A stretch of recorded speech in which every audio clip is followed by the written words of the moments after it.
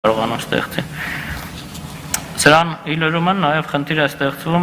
խոշոր սարքավորումների համատեղ օգտագործման ու տեղակայման հարցի վերաբերյալ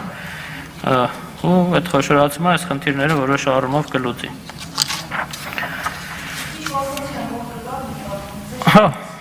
Դա շուտ ասեք։ Խոշորացման ուղղությամբ աշխատանքներ ակադեմիայի նախագահության հետ արդեն սկսել ենք, ինչի համար օգտվելով առիթից ցանկանում եմ շնորհակալություն հայտնել ակադեմիայի ղեկավարությանը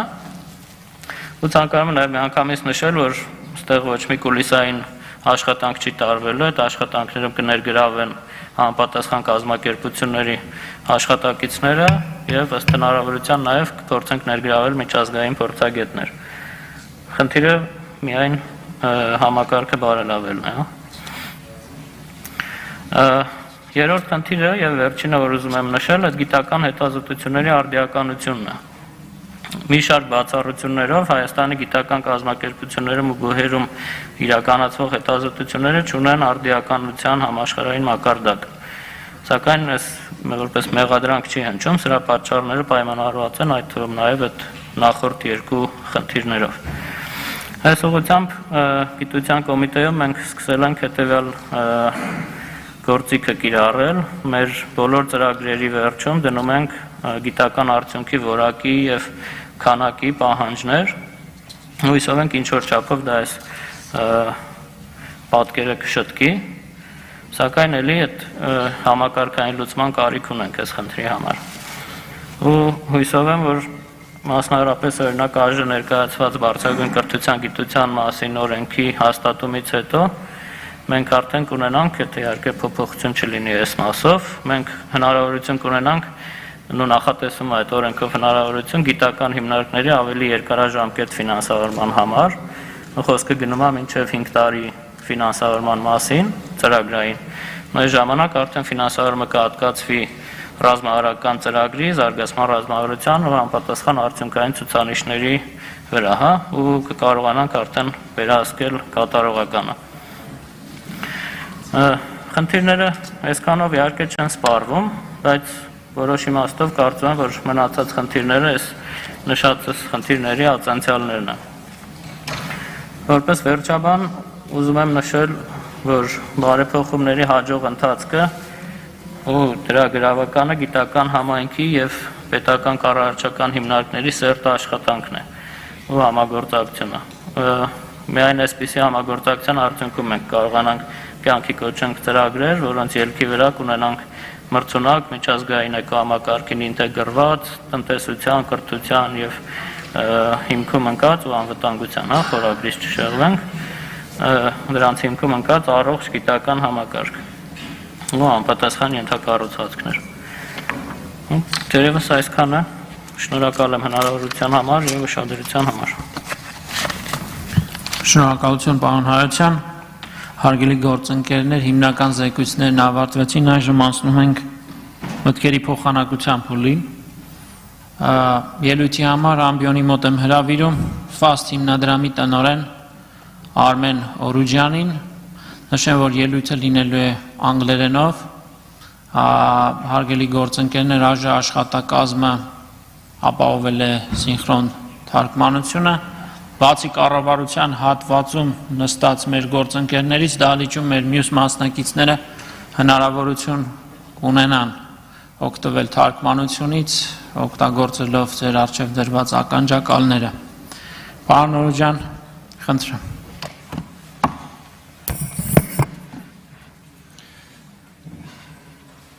Targo Nachaga. Ladies and gentlemen, friends and colleagues, իհարկե ինձ կներեք, որ անգլերեն եմ այսօր ձեր հետ խոսելու, ինչքան հայերեն, որ տիրապետում եմ, հերիք չի, որ կարողանամ ճիշտ ձև մտքերս արտահայտել այսօր։ So, I wanted to exclusively speak about science and technology today. But today's reality behooves me to speak about 2020 war and through only those optics present science and technology. It's important to realize, and it was for me as well, that wars are won or lost before the first shot is ever fired on the battlefield. The actual battle is the final chapter, so to speak. It is the epilogue, a culmination of certain elements. A perfect sword either knocks the wind out of you or opens your second oxygen tank. I'm not here to claim that I know all the answers, but rather raise awareness and further questions, since this is a discussion assembly. Like many of you, if not all of you, I had to reflect and come to terms with what took place from September to November in 2020. The easy answer, deflection, is always in looking for a scapegoat. But I'm not good with speculations, hence little interest in political outcomes and grandstanding. Instead, I have identified 6 areas that contributed to the outcome of 2020 war. Some quite obvious and others not so much. Politics could and does play a role in every and each of those. However, it is rather a tool to improve those elements and not an end in itself.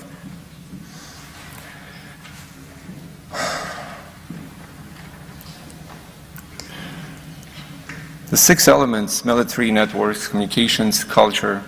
science and technology, education.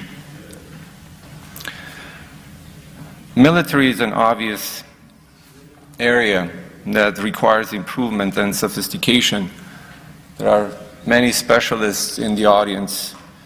who can speak far more intelligently about the necessities here when it comes to military than I am. Therefore, I will simply point to some of the key domains for awareness purposes and for classical capability purpose. And I will quickly move to network. A system of connections. It's the nation's artery, if you will. You all know that regardless how well you're doing, how well your organs feel and operate, if one of your most important arteries gets clogged, your chances of getting a stroke or a heart attack increase exponentially. This is one of those areas that may not be obvious to an untrained eye, but probably one of the most critical ones. When it comes to network, we'll look at 2 separate elements: strategic relationships for security and political clout. It's naturally the big neighbor to our north, but also others that require that culmination of arteries that I'm speaking about. We often speak about industries, whether it's defense industry or another, but we rarely speak about market relationships that we've established. I want you to take a look at, the one on the top with Indonesia, Malaysia, Vietnam, Philippines. This is 500 million people. 500 million people live in these 4 countries that are relatively untapped and relatively impartial for market opportunities. The same goes to Africa, the same goes to Latin America, because in Latin America, for instance, we have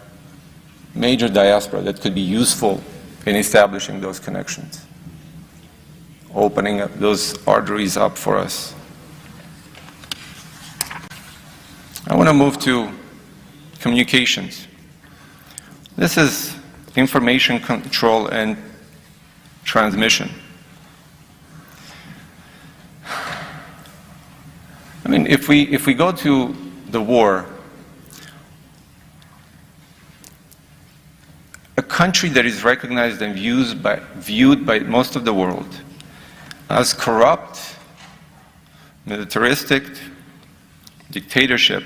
launched a war against a peaceful region and began carpet bombing civilian population, hardly got any criticism from any influential state.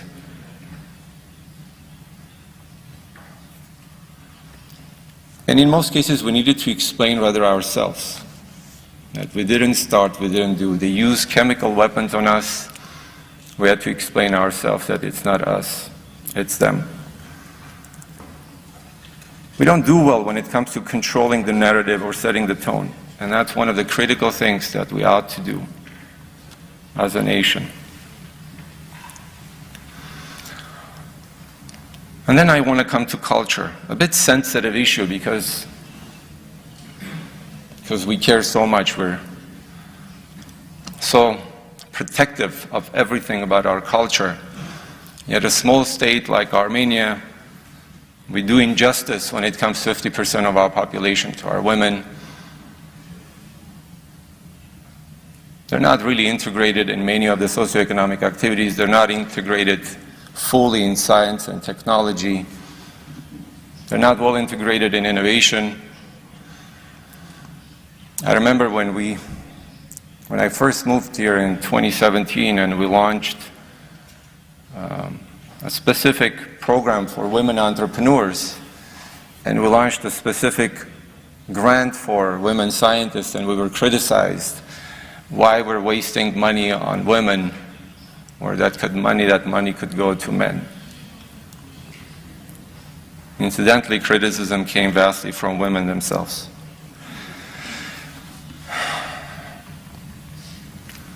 Integration of non-Armenian specialists in diaspora. You know, when we speak, we say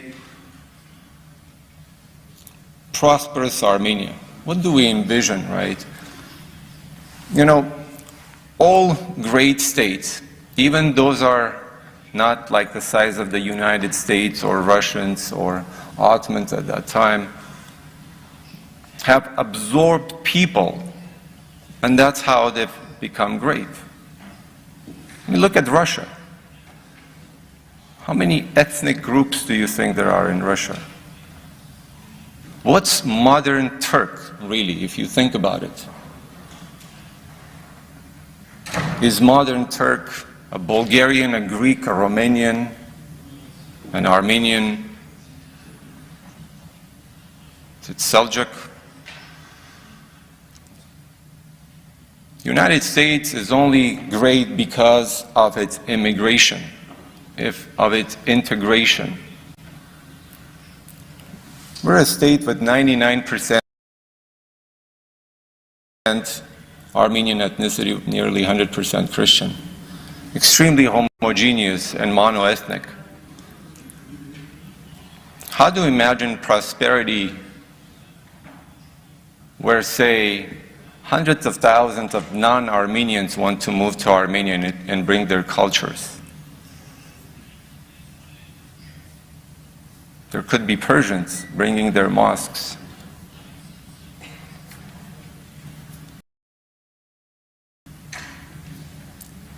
We have difficulty integrating diaspora Armenians. We're like a plague to some degree.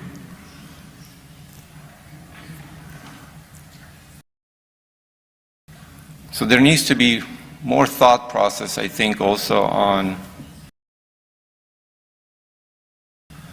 integration of diaspora and the non-Armenians in order for us to really build a nation that will drive prosperity. I want to get to science. Science is a body of knowledge. There's so many of you here that, that understand that have done tremendous work when it comes to scientific discovery. So this is year 2021, not year one, so science already exists to a large degree. There is a lot of scientific discoveries. We look at science on three pillars. In order for you to really understand and maintain science, you need education. And this is critical. I'm glad that we have the Minister of Science and Education here, and I'm very thrilled that there was conversations and discussions already about education. This is one of the critical elements. If you're not well educated, it doesn't matter what type of scientific discoveries there are. You're not going to know what to do with those. You're not going to be able to maintain them. So education is critical. In order for you to extend science, you need to do research. And in order to apply it, commercialization comes to play.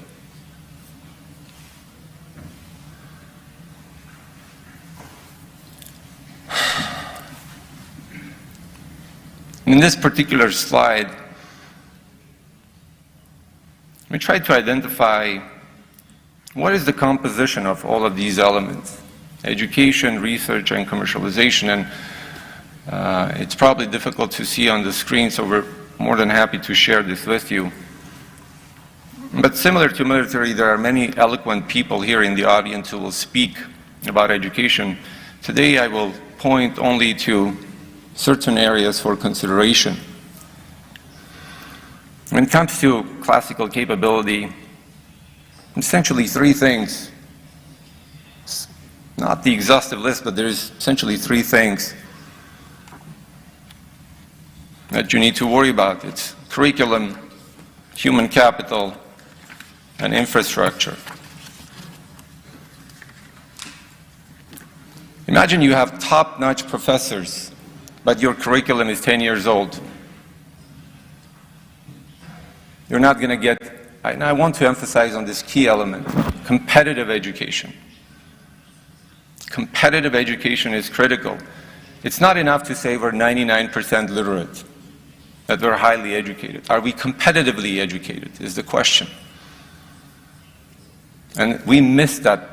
fine element often in our talks, in our speeches, in our work, and that's critical. Or if you have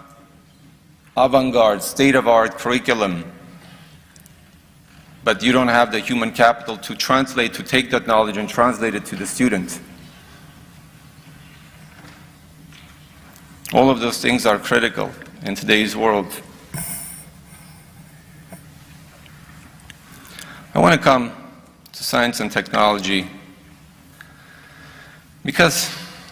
asymmetrical warfare isn't about numbers. It is important to deeply understand the technological calculus of modern military. Yet not only. Any market activity or serious industrial advancement must take root in scientific discovery. Today, oil is being replaced with renewables. Cars with autonomous vehicles. Battle planes with reconnaissance and armed drones. Border guards with robotic weapon systems. And in the heart of all of these is artificial intelligence. Last year, New York Times had done a study, a survey. They have identified that around the world, when it comes to top-notch AI specialists or engineers, there were only 22,000 of them. But they also identified that demand at that time was 500,000. So there was only about less than 5% of the demand that the world actually had around the world. And you would think, before we as a country are able to put everything together from education to research to commercialization to try to catch up, that gap would be filled. But actually, no chance. And no chance only because on the demand side, it's technology driven, which means it increases exponentially. On the supply side, it's very linear because we have to deal with humans. So that gap of 5%, over time, it only increases. There is an incredible opportunity there. Unless there's some kind of a technological advancement that can fully, completely replaces a human, and there is no AI, human AI engineer, there is a whole lot of an opportunity there. Let's see what's taking place in the globe when it comes to artificial intelligence. Only about 9 years ago, AI compute doubled every 2 years. Now it doubles nearly in 3 months. In the past 20 years, academic papers increased by 300%. More and more PhDs are going into industry from this space. Another very important element is investment in this space. $70 billion is a lot, but what's important here is not that number. What's important, that nearly 40 billion went into creation of startups. So young scientists, entrepreneurs in that space have a great deal of opportunity. We wanted to also see how GDP is impacted. If you begin integrating artificial intelligence in your economic activities, it is expected that Chinese economy will grow by additional 26% over the next decade, only through integration of artificial intelligence.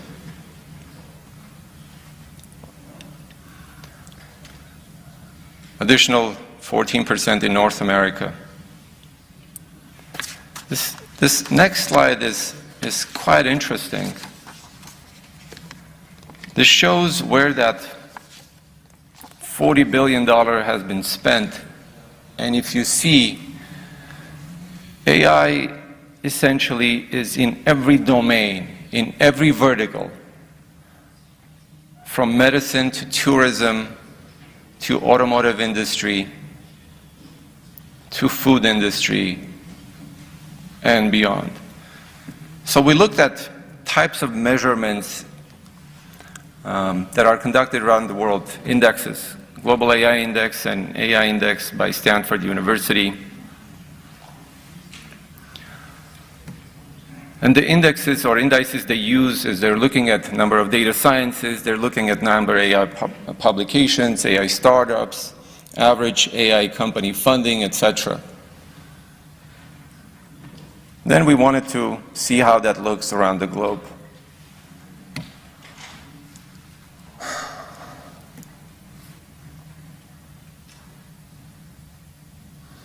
You see, there's a clear leader in this space, and that's the United States. And far second comes China, and then there are clusters of others. Unfortunately, Armenia was not part of this, so we had to use additional data for us to see where Armenia would fit. So you go from nascent to power players. Power players, as we displayed, there are two in the United States and China. Armenia fits somewhere in the waking up nations, along the lines, Brazilians, Argentinians, some Eastern European countries. But in top 20, there are three elements that are interesting. How top 20 nations implement, innovate, and invest in this space. What was really meaningful for us to see that you don't have to be perfect in all of these areas for you to be successful, for you to really build a core, foundational science, education, and commercialization in the space of artificial intelligence. Our data analysis showed that for Armenia to have a play short term, we would need to deal with talent and commercialization. Midterm, we need to get into research. And it makes sense because if you don't have talent, it's going to be very difficult for you to do research. And only on long term, when government strategy comes into effect. It's only impactful if you've done the first two.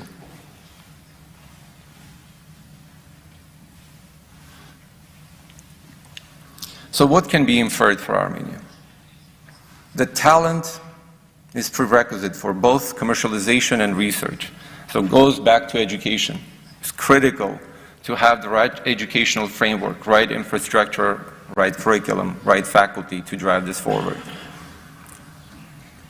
Commercialization can be developed independently from academic research. It's also very important because there is plenty of research that is done around the globe.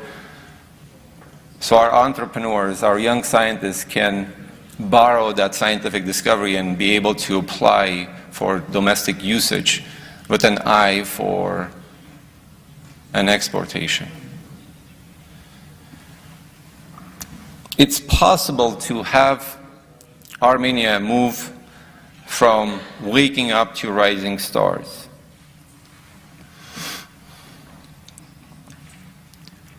But only if we do some really meaningful work in areas of R&D, commercialization, and science. Next slide, please. Thank you. There's significant work that needs to be done when it comes to creation of jobs in this space. Private investment, naturally creation of patents. So we looked at 3 different scenarios as to where Armenia could fit. It would be ideal and perfect if Armenia could do well in all of these areas, from talent to infrastructure to research to development to commercialization, but only states like United States or China with large, vast resources when it comes to funding and human capacity, that they would be able to do well in all of these areas. But we don't need to actually try that. We can use our resources deliberately. So we wanted to see which scenario best fits for our usage. So when we look at basket 1, or for scenario 1, we need talent, we need infrastructure, and commercialization. For basket 2, infrastructure is replaced as research, and for basket 3, development is added. Types of programs for each of these areas around the world is quite interesting. They're not very different when you're looking from one nation to another. It's the same things that needs to be done. Some of the things that we've already begun doing here on a national level, and others that we can get into. So for 3 scenarios, we also wanted to see what type of additional, and I want to emphasize on this, what type of additional funding would we require. For scenario 1, which was a Singaporean case, they excel in infrastructure. And infrastructure is very costly, it's capital intensive. Scenario 2, Sweden, Switzerland models emphasize on research. Scenario 3 emphasizes also on development. The best and worst case scenarios with these baskets, we wanted to see risk analysis, return on investment, economic impact these scenarios would leave on the country.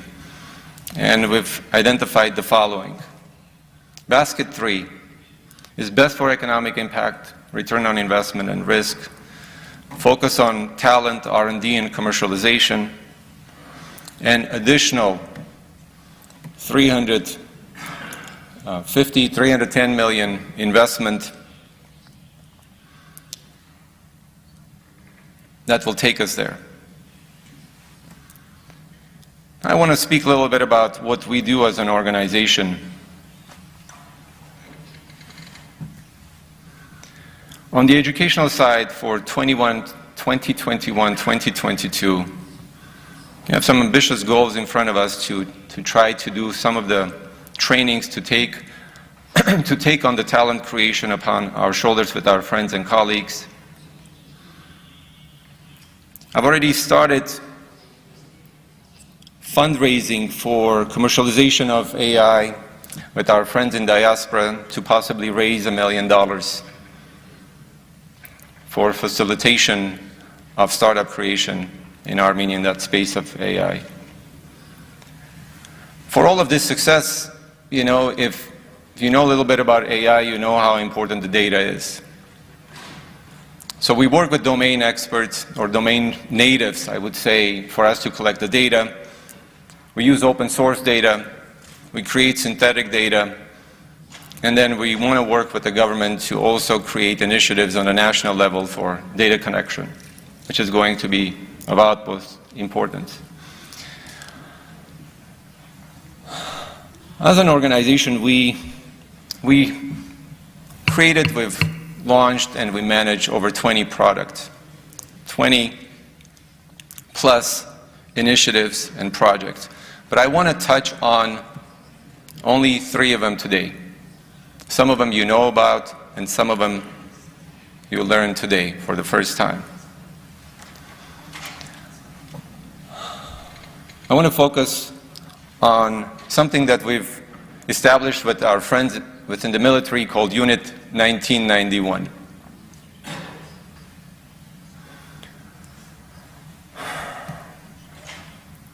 We began the discussions for this unit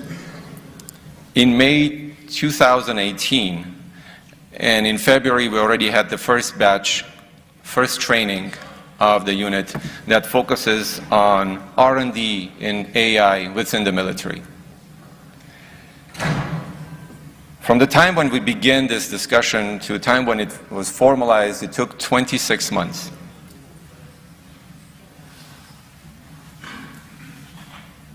From the time when we began this discussion, from the time when it became a formal product, it took 26 months. We were paying for it, we were training, we were bringing the talent, everything was done by the organization. It still took 26 months to establish it. 26 months it took to establish this. I want you to wake up. It took to establish something 26 months when you're paying for it, you're bringing the talent, and it's necessary.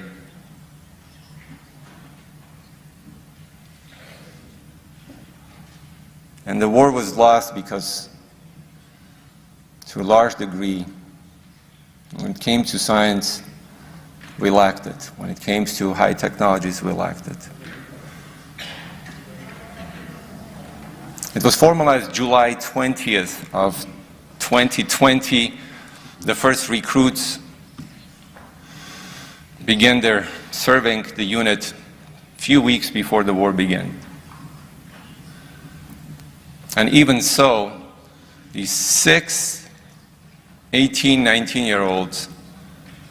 had already incredible accomplishment in their capstone classes. We're now processing the 3rd batch, which will begin this week. We'll be training 100. This time, 55 will be trained for this upcoming conscription, and then the rest of 45 for the next 12 months. We also set up an advanced STEM research grant program. We started our granting with fellowships in 2017. Then we moved to provide grants for international research.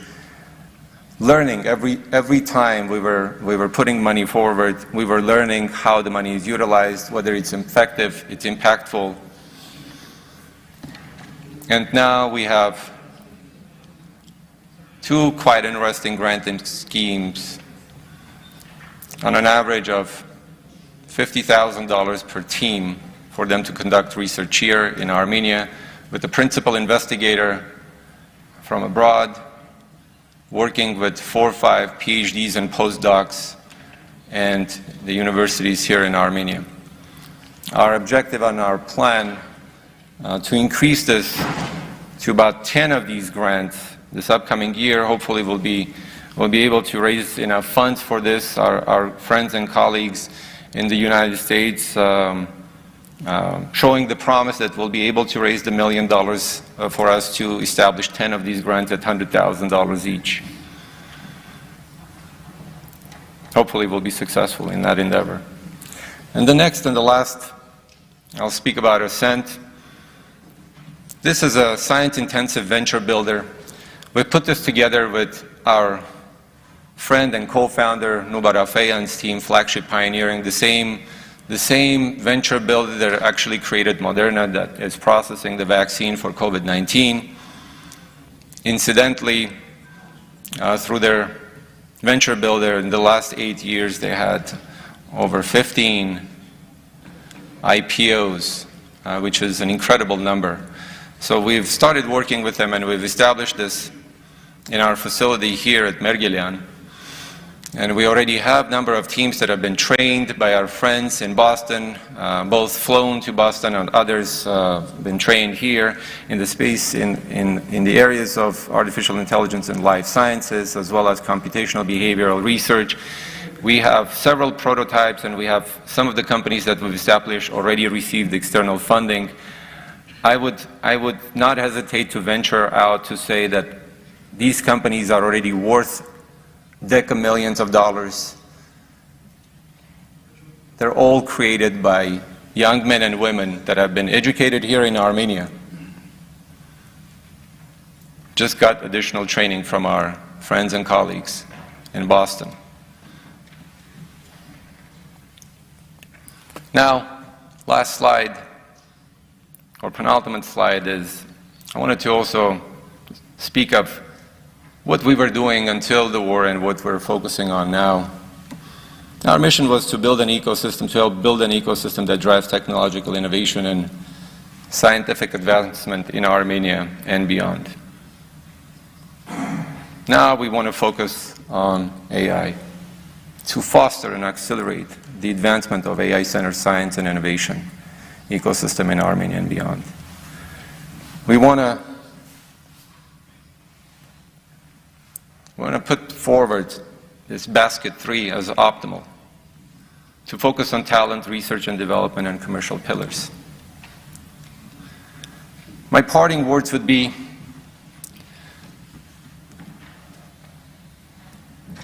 and I've heard our colleagues say that we have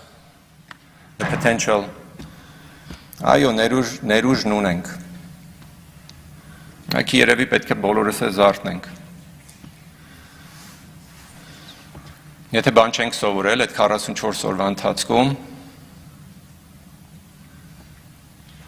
մեղքը արդեն մեր բոլորս ենք, ովքեր ստեղ նստած են կամ նայում են կամ դիտում ենք, ովքերս որ ներկա ենք եղել։ Իմ կարծիքով, միգուցե դուք էլ կհամաձայնվեք, որ մինչև 2020-ը եղել են նաև ուրիշ խմբեր, ուրիշ մարդիկ, որոնք այսպես նստել մտածել են 100 տարի առաջ, 1000 տարի առաջ, որ Հայաստանը պետք է լինի ինչ-որ մի գեղեցիկ, զարգացած, մրցունակ պետություն, բայց չի ստացվել ինչ-որ մի ձև։ Մի 500-600 տարի մնացել ենք օթոման ռեժիմի տակ, 70 տարի սովետական, հիմա ինչ-որ բարեբախտաբար ունենք 30 տարի, որ անկախ պետություն ենք ստեղծել, իրականություն ենք ստեղծել։ Եթե բացի խոսելուց If we don't act, եթե մենք իսկապես չենք անում, հեռու պետք չի նայել։ Շնորհակալություն։ Շնորհակալություն, պարոն Օրուջյան, հարգելի գործընկերներ։ Եթե չեմ սխալվում, 4-րդ կամ 5-րդ խորհրդարանական լսումներն ենք մենք կազմակերպում մեր հանձնաժողովով եւ առաջին անգամ է, երբ ես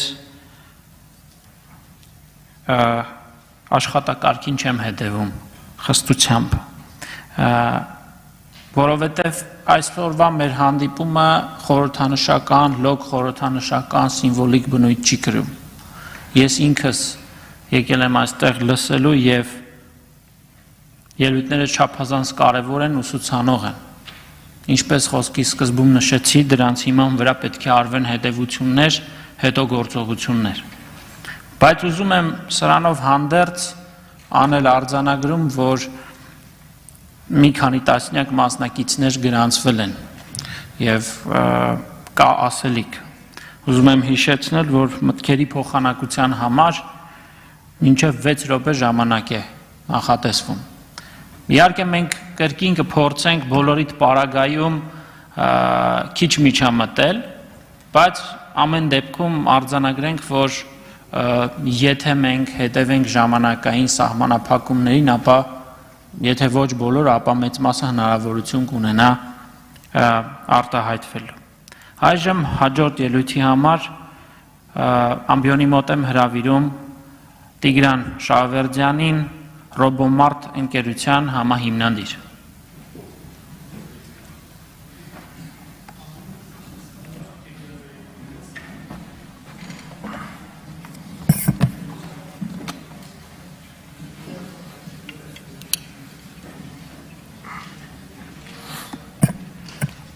Բարև ձեզ։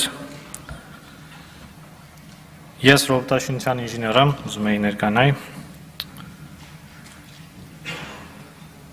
2025 թվականին Հայաստանում գիտություն գրեթե չի մնալու։ Սա դառնում է ակնհայտ, երբ ծանոթանում ես վիճակագրությանը։ Հայաստանում գիտական աստիճան ունեցող գիտաշխատողների 40%-ը կենսաթոշակային տարիքի է, իսկ ղեկավարներն 50%-ն է կենսաթոշակային տարիքի, ինչպես գիտության կոմիտեի նախագահը արդեն նշեց։ Բերեմ օրինակ, թե ինչու է իրավիճակը աղետալի։ Հայաստանում այս պահին չկա կառավարման համակարգերով զբաղվող գոնե մեկ առաջադեմ գիտական խումբ, որի հետ ավտոմատ համակարգեր, մասնավորապես ԱՏՍ-ներ նախագծող ընկերությունները կարող են համագործակցել։ Շատերը չեն հասկանում, թե որն է գիտնականի առաքելությունը։ Գիտնականի միակ նպատակը նոր գիտելիք ստեղծելն է։ Իսկ գիտական քաղաքականության մշակողը եւ իրականացնողը գիտնականը չէ, դա պետության գործառույթն է։ Փաստացիորեն 30 տարվա ընթացքում մեր պետության գիտական քաղաքականությունը բերել է գիտության գրեթե վերացմանը։ Այնինչ հզոր գիտությունը շքեղություն չէ, այն անփոխարինելի ենթակառուցվածք է երկրի անվտանգության եւ զարգացման համար։ Գիտական համայնքում է ստեղծվում ամենաարժեքավոր մտավոր սեփականությունը եւ միայն գործող գիտնականը կարող է տալ որակյալ բարձրագույն կրթություն։ Այն բոլոր տեխնոլոգիական հաջողությունները, որ անկախ Հայաստանում գրանցվել են մինչև այսօր, խորհրդային հզոր գիտության հետևանքն են։ Բայց մենք վերջին 30 տարիների ընթացքում այդ կարևորագույն ենթակառուցվածքը միայն քամել ենք եւ շարունակում ենք քամել, փոխարենը հզորացնենք։ Մասնավորապես արդեն վաղուց Հայաստանում գրեթե գոյություն չունեն համակարգչային գիտությունների ճյուղեր։ 30 տարվա ընթացքում Հայաստանում գիտաշխատողների քանակը 7-պատիկ նվազել է։ 1 միլիոն բնակչության հաշվով աշխարհի առաջին երկրների ցուցանիշից հասնելով եվրոպական միջինից 2 անգամ քիչ ցուցանիշին։ Գիտության զարգացման ծրագրերը եղել են ու կան, բայց անհայտ պատճառներով այդ ծրագրերի մեջ ինչ որ ներդրումներ չեն արվում։ Չեն արվել ու չեն արվում։ Գիտական հետազոտությունների փորձարարական մշակումների համար Հայաստանում հատկացվում է համախառն ներքին արդյունքի 0.25%-ը։ Այս ցուցանիշով մենք համեմատվում ենք Ուգանդային եւ Բուրունդիին։ Իսկ օրինակ Բուրկինա Ֆասոն ծախսում է իր հնարի 0.7%-ը, Իրանը 0.8%-ը, Թուրքիան 1%-ը։ Հարգելի գլխադասային հանձնաժողովի անդամներ, պատգամավորներ, դուք ունեք պատմական հնարավորություն մեր կողմից վճարած հարկերի ճիշտ վերաբաշխմամբ վերածնել հզոր գիտությունը Հայաստանում։ Մենք այլևս ժամանակ չունենք։ Գիտության առաջնահերթությունը պետք է մեր համար կանոն դառնա եւ ֆիքսվի օրենքում։ Բարձր տեխնոլոգիական արդյունաբերության բնագավառի մի շարք գործարաններով առաջարկում ենք օրենքում ամրագրել, որ գիտական եւ գիտատեխնիկական գործունեության համար պետական հատկացումները պետք է աստիճանաբար աճեցնելով 2024 թվականին հասցվի բյուջեի առնվազն 4%-ին, այսինքն հնայի առնվազն 1%-ին։ Մենք մեր համայնքով պատրաստ ենք համագործակցել ի նպաստ գիտության զարգացման ծրագրերի իրականացմանը։ Շնորհակալություն ուշադրության համար։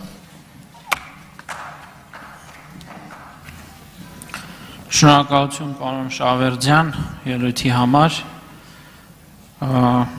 Նաիրա Հովակիմյան։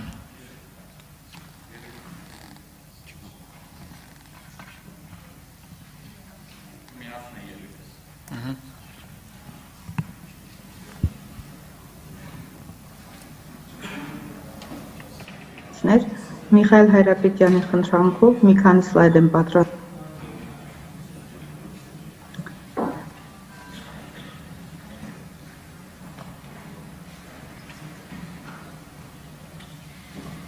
Որով ուզում եմ հիմա կիսվել։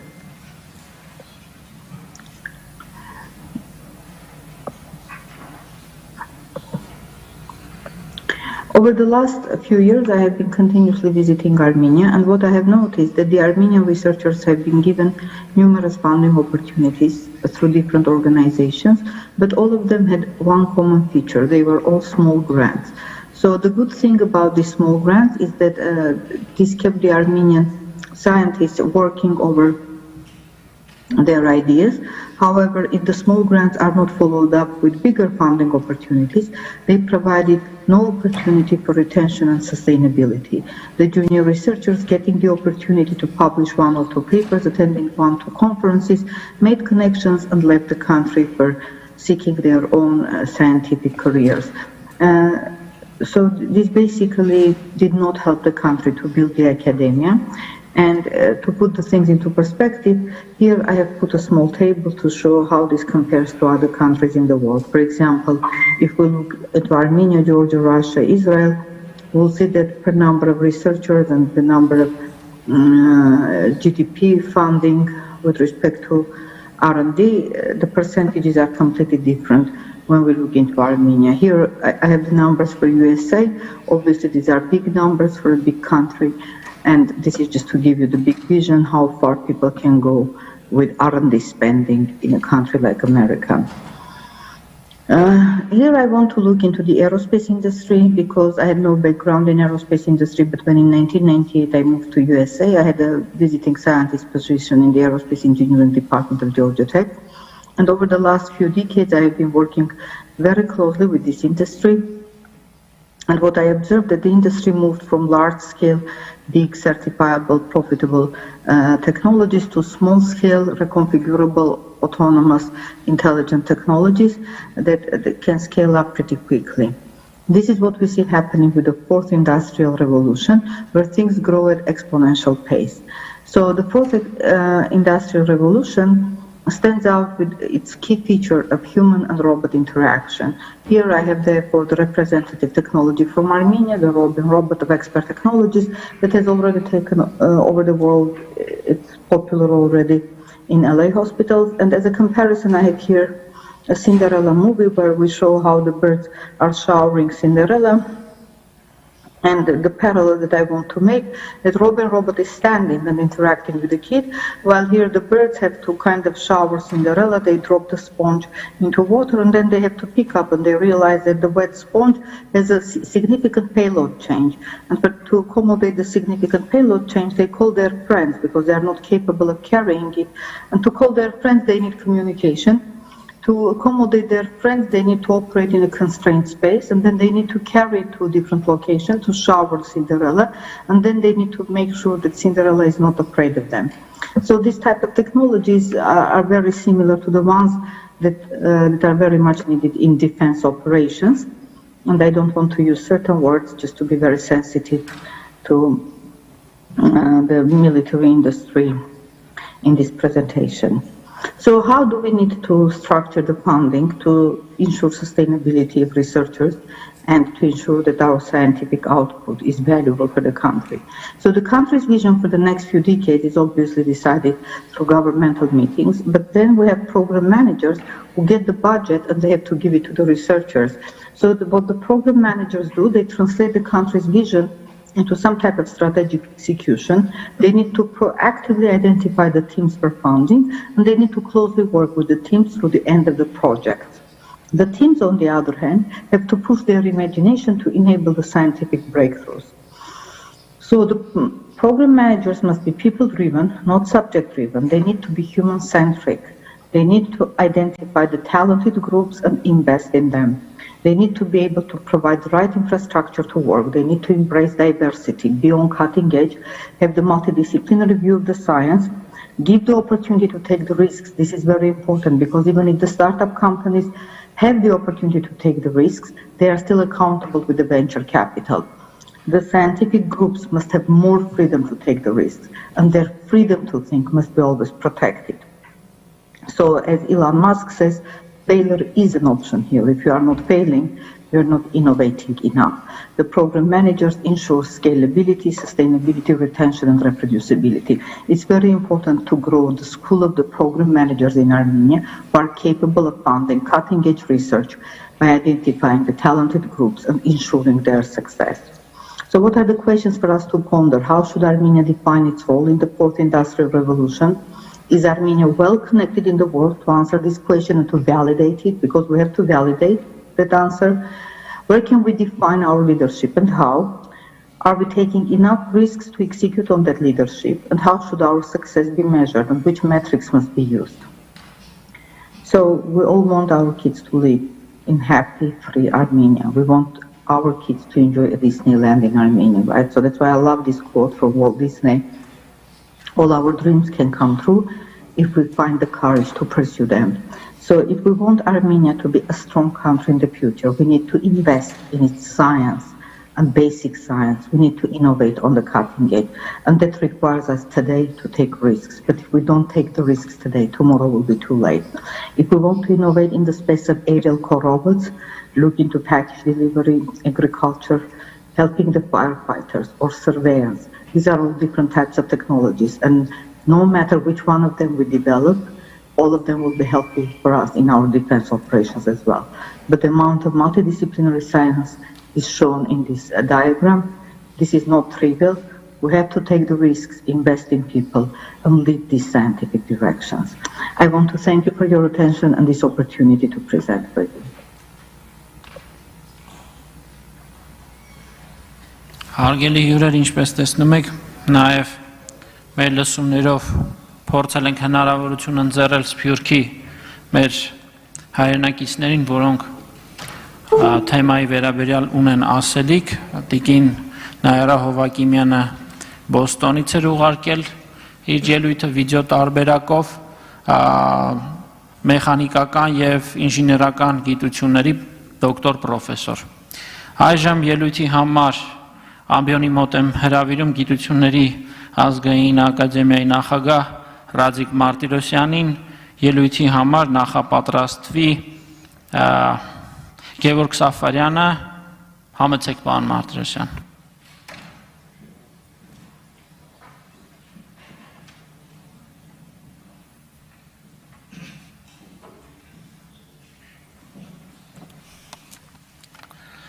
Հարգելի նախագահություն, հարգելի ներկաներ, շատ հետաքրքիր զեկույցներ եղան, շատ հարցեր առաջարկվեցին այսօր, որը հիմնականում առնչվում է մեր գիտության զարգացմանը։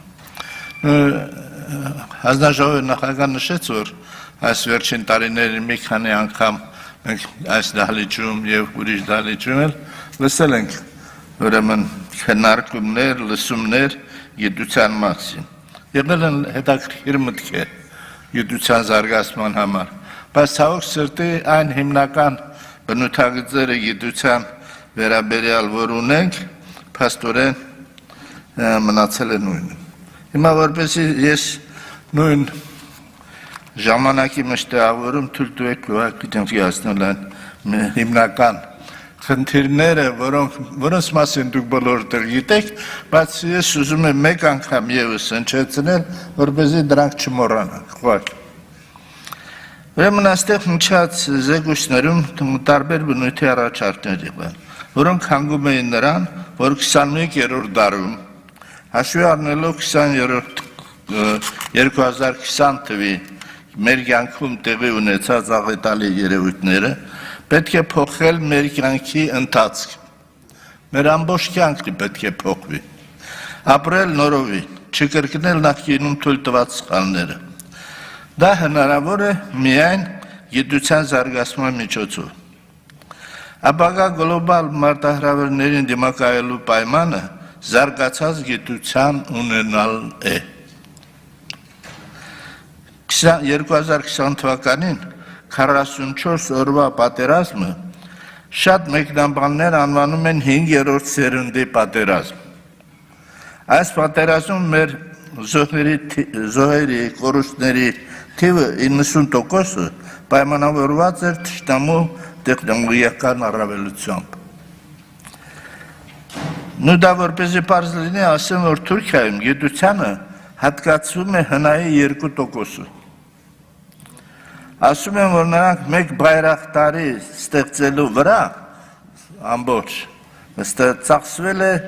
մոտավորապես 270 միլիոն դոլար։ Այդ 270 միլիոնը մեր գիտությանը հատկացված միջոցներն են 10 տարվա ընթացքում։ 10 տարվա ընթացքում։ Այսօր փորձենք համառոտ նշել այն կարևոր խնդիրները, որոնց լուծումները կբերեն գիտության զարգացմանը եւ նոր տեխնոլոգիաների բոլոր հնարավորություն, որը հնարավորություն կտա ունենալ զարգացած տնտեսություն, պաշտպանության ավելի բարձր մակարդակ, կյանքի նոր որակ։ Այդ խնդիրները շատ համառոտ։ Զարգացված գիտություն ունենալը պահանջում է հետեւյալ կարևոր խնդիրների լուծում։ Առաջինը անհրաժեշտ ֆինանսավորում, երկրորդը համապատասխան կադրային ներուժ, երրորդը բարձր մակարդակի միջազգային համագործակցություն եւ վերջապես գիտական բարձր մակարդակին համապատասխանող պետական պատվեր։ Սրանք են այն հիմնական խնդիրները, որոնց լուծումը կբերի գիտության զարգացմանը։ Առաջին ամեն մեկի մասին շատ համառոտ։ Ֆինանսավորում Երկար տարիներ ուրեմն այդ մեր գիտության հատկացող միջոցները կազմում են պետական բյուջեի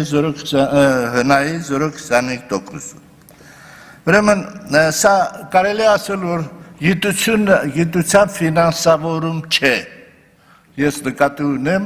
1991 թվականից մինչև հիմա։ Մենք ոչ թե այս միջոցներով ֆինանսավորել ենք գիտությունը, այլ պահպանել ենք այս միջոցները, ուրեմն տրամադրվել է պահպանելու գիտական կազմակերպությունները, որոնք նախին շրջանում, սովետական շրջանում զբաղվում էին գիտությամբ։ Այսինքն մենք գիտության ֆինանսավորում չենք արել, որովհետև 0.25 հնայի միջոցներ այսօր երևի թե ամենավերջում դժվարանում եմ ասել նաև մի երկիր, որը այսքան փոքր հնա ունի։ Երբեմն ասում են, որ մեր հարևաններն էլ շատ չի հնայինը, բայց մեր հարևանների հնան մի 6-7 անգամ մեզնից շատ է։ Մեր գիտաշխատողների միջին աշխատավարձը 100,000 դրամ է։ Ուրեմն որը կազմում է մեր երկրի միջին աշխատավարձի կեսը։ Միջին աշխատավարձը 100,000 դրամ է, ուրեմն միջին հանրապետականը, եթե չեմ սխալվում, 180 է, հետաբար մեր համարյա ուրեմն կես աշխատավարձն է։ Իսկ ավելի վատ, Գիտությունների ազգային ակադեմիայի աշխատողների 2/3-ը ստանում են միայն մինիմալ աշխատավարձ։ Ուրեմն որպեսզի համատենք ասեմ, որ Ռուսաստանում ֆինանսավորումը մոտավորապես 1,1% է, հնայի չնայած ուրեմն կառավարության նախագահի հրամանագրով եւ կառավարության որոշումներով 17 թվին նա պետք է լիներ 1,77%, հնայի իսկ մինչև հիմա դեռ 1,1%։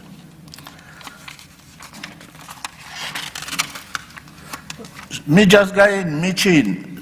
այն երկրները, որոնք կարևոր նշանակություն են տալիս գիտության զարգացմանը, նրանց մոտ այդ թվերը մոտավորապես 2-3 են։ Իսկ այն երկրները, որոնք բացի գիտական հիմնարար հետազոտություններից, բացի նաև տեխնոլոգիական հետազոտություններ են իրականացում, նրանց մոտ այդ թիվը ավելի մեծանում, հասնում մինչև 4%։ Այդպիսին է Իսրայել, այդպիսին է Հարավային Կորեա, այդպիսին է Շվեյցարիան, Շվեդիան եւ այլ երկրներ։ Ընդհանրապես պետք է ասեմ, որ Եվրամիությունը դեռևս մի քանի տարի սրանից առաջ, գուցե 10 տարի առաջ, ուրեմն մի ծրագիր էր իրականացրել, որը նվիրված էր թե փոքր երկրները, որոնք մեծ են Եվրոպայի, գիտության ասպարեզում, ինչպիսին պիտի լինեն ֆինանսական միջոցները, որ այդ գիտությունը այդ երկրներում զարգանա։ Այդ հետազոտության արդյունքը եղավ հետևյալը, որ այն երկիրը, որը գիտության զարգացմանը տրամադրում է հնայի 1%-ից պակաս, ապա այդ գիտությունը չի կարող տվյալ երկրի տնտեսության վրա ունենալ որևէ ազդեցություն, խոսքը դրական ազդեցության մասին է։ Եվ հետևաբար ինքն էլ այդ գիտությունը, որը այդքան քիչ է ֆինանսավորում, նա ժամանակի ընթացքում ուրեմն իր մակարդակը իջնում է, դա լինում է այնպես, ինչպես մենք այսօր ունենք։ Հատկապես ուրեմն գիտության ուրեմն կարևոր խնդիրներից մեկը դա գիտական սարքավորման անհրաժեշտություն է ունենալն է, որը պետք է նպաստի ժամանակակից գիտական մակարդակով հետազոտություններ կատարել։ Պետք է ասեմ, որ ընդհանրապես լուրջ գիտական սարքավորումներ մենք այս վերջին 20-25 տարիների ընթացքում հազվագյուտ մի քանի կարելի է մատերի վրա հաշվել, թե այդպիսի միջոցառումներ, այդպիսի սարքավորում վերջին անգամ ինչպես են ստացել։ Միջազգային բանկի ֆինանսներով, բարերարների աջակցությամբ որոշ սարքավորումներ կարողացել են ձեռք բերել, բայց դա լինելով շատ չնչինը համատած այն անհրաժեշտ ուրեմն գիտական սարքավորման հետ։ Երկրորդը ուրեմն կադրային ներուժն է։ Պարզ է, կադրային ներուժը, եթե չունենանք բարձր մակարդակ կադրային ներուժ, ապա չենք կարողանա կատարել այն հետազոտությունները, որը այսօր մեզ հետաքրքրում է։ Առաջ որտեղից են այդ կադրերը։ Դա մեր բողական համակարգից է, մենք սնվում, գիտությունը սնվում է բողական համակարգից պատրաստված երիտասարդ կադրերով։ Պետք է ասել, որ այսօր համընդհանուր բոլորի կարծիքն է, որ բողական համակարգի հնարավորությունները բարձր որակավորման մասնագետների պատրաստման էապես նվազել են։ Այստեղ կա աղտոտիկներ, որը հնարավոր է։ Մենք ասում ենք, որ տաղանդավոր երիտասարդներ շատ են, բայց ցավոք սրտի պետք է ասել, որ այն ուսումնական, գիտական ծրագրերը, որ այսօր իրականացվում են մեր բողական համակարգում, պահանջում են լուրջ վերանայման։ Օրինակի համար ես կարծում եմ, որ այդ երկաստիճան գիտական անցնելով երկաստիճան ուսումնական մակարդակի անցումը մեր մոտ լրիվ լիարժեք չիրականացած։ Ես նկատի ունեմ հատկապես երկրորդ աստիճանը մագիստրոսական կրթության։ Կրթության բովանդակությունը պահանջում է արմատական վերանայում, որովհետև մի կողմից մեր ուրեմն բուհական համակարգի բովանդակային առումով առարկաների թիվից ահագին ծանրաբեռնվածությունը դասախոսներիրա, որոնք հնարավորություն չունեն գիտությամբ զբաղվել, եւ մյուս կողմից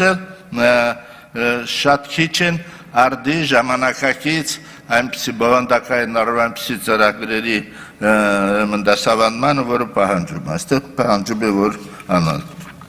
Կադրերի գիտության համար կադրերի հիմնական դարբնոցը այսպես կոչվող ասպիրանտուրան է։ Այստեղ եւս երկար տարիներ մենք ունենք լուրջ խնդիրներ։ Ասեմ ձեզ մեր օրինակով։ Ուրեմն ամեն տարեկան մեկ անգամ մենք ուրեմն հայտ ենք ներկայացնում ասպիրանտական կրթության համար։ Գիտությունների ակադեմիային ամեն տարի ես նկատի ունեմ նախորդ տարիների առկա ուսուցմամբ 32 տեղ ասպիրանտական տեղ, ուրեմն որպես երիտասարդներ ընդունվեն։ Ուրեմն այդ պետք է ասեմ ակադեմիական համակարգի հետազոտական ինստիտուտների թիվը 32 է, այսինքն մենք ամեն տարի կարող ենք լավագույն դեպքում ունենալ մեկ ասպիրանտ, ամեն մի ինստիտուտը ունենա մեկ ասպիրանտ։ Հիմա կարող եք մենք այն ստեղծել այն ներուժը, այդ ամեն տարի մեկ ինստիտուտին մեկը, այն էլ եթե վերցնենք, որ ինստիտուտների մի մասը հումանիտար, ուրեմն թեքումով հետազոտություններ են կատարում, ապա այս դեպքում պետք է տեսնել, թե մեր այն տեխնոլոգիական ուսումնասիրությունները, որը անհրաժեշտ է իրականացնել, ում միջոցով դա պետք է իրականացվի։ Իսկ ավելի վերջերս նույնիսկ հեռակա ուսուցման համար նույնիսկ այստեղ էլ են պրոբլեմներ առաջանում, մենք ներկայացրել էինք 20 ուրեմն հայտ, 20 ասպիրանտի համար հեռակա ուսուցման, մեզ տրամադրեցին ընդամենը 5-ը։ Սա ասում է այն մասին, որ կադրերի պատրաստման գործում պետք է լուրջ մենք վերանայենք այն ծրագրերը, որը իրականացնում է։ Այստեղ վատ չէր լինի, որ մենք վերականգնենք նախկինում նա կոչվում էր նպատակային ասպիրանտուրա, բայց դա իմաստը կանում էր նրանում, որ մեր երիտասարդները իրենց բարձր որակավորումը ստանում էին հանրահայտ այն ժամանակ սովետական միության հանրահայտ գիտական կենտրոններում եւ այլ երկրներում։ Այդ գործընթացը պետք է շարունակվել հիմա էլ։ Իհարկե այսօր կան դժվարություններ եւ ֆինանսական բնույթի եւ այդ երիտասարդներին այնտեղ պահելու եւ այլ քննիները, բայց բոլոր դեպքերում Ռուսաստանի գիտությունների ակադեմիայի հետ մենք հիմա կատարում ենք համապատասխան պայմանավորվածություններ ունենք, որը այս ուղղությամբ որոշակի աշխատանք է կատարվում, որպեսզի ուրեմն այդ կադրերի պատրաստման այդ գործընթացը նորից վերականգնվի։ Կարծում եմ, որ դա կնպաստի։ Մյուս խնդիրը, որը պետք է նպաստի գիտության զարգացմանը, դա միջազգային համագործակցությունն է։ Առանց միջազգային համագործակցության այսօր դժվար է պատկերացնել ուրեմն կոնկրետ երկրի գիտական հետազոտությունների մակարդակը, որովհետև նախ եւ առաջ այսօր գիտական լուրջ հետազոտությունները արվում են գիտական ծրագրերի համադրման միջոցով։ Այսօր առանձին ինստիտուտների եւ հիմնարար եւ կիրառական բնույթի նեղ ուրեմն թեմաների ժամանակը աստիճանաբար անցնում է եւ այստեղ մենք կարող ենք խոսել միայն եղած ներուժի ներդրման, այսինքն համապատասխանողությամբ կոլեկտիվների գիտական ներուժի ներդրում։ Իհարկե այն դրամաշնորհային համակարգը, որը գոյություն ունի այսօր աշխարհում, մեր հետազոտողները միշտ էլ ակտիվ են մասնակցել, պետք է դա շարունակել։ Կարևոր նշանակություն պետք է տալ մեր սփյուռքի գիտնականներին, այստեղ հնչեցին որոշ առաջարկներ, այս կապակցությամբ, այո, կան շատ լավ գիտնականներ, որոնց հետ պետք է ուրեմն հաստատել կապեր, որպեսզի նրանք զբաղվեն նաև կադրերի պատրաստման հարցով։ Մենք այստեղ կարևորում ենք Գիտությունների ազգային ակադեմիայի արտասահմանյան անդամների ուրեմն օգնությունը այդ ասպարեզում կադրերի պատրաստման։ Մենք արդեն ունենք բավականաչափ այդպիսի փորձ այդ ուղղությամբ։ Միայն անհրաժեշտ է, որպեսզի ճիշտ մենք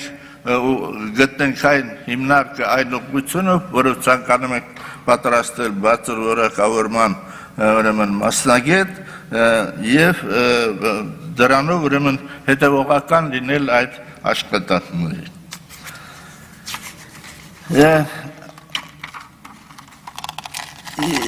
Քանի որ հիմա ելույթի սկզբում ես կարևորեցի այն խնդիրը, որ 44 օրվա ընթացքում պատերազմի ժամանակ մենք մեր դժվարությունների հիմնական պատճառը դա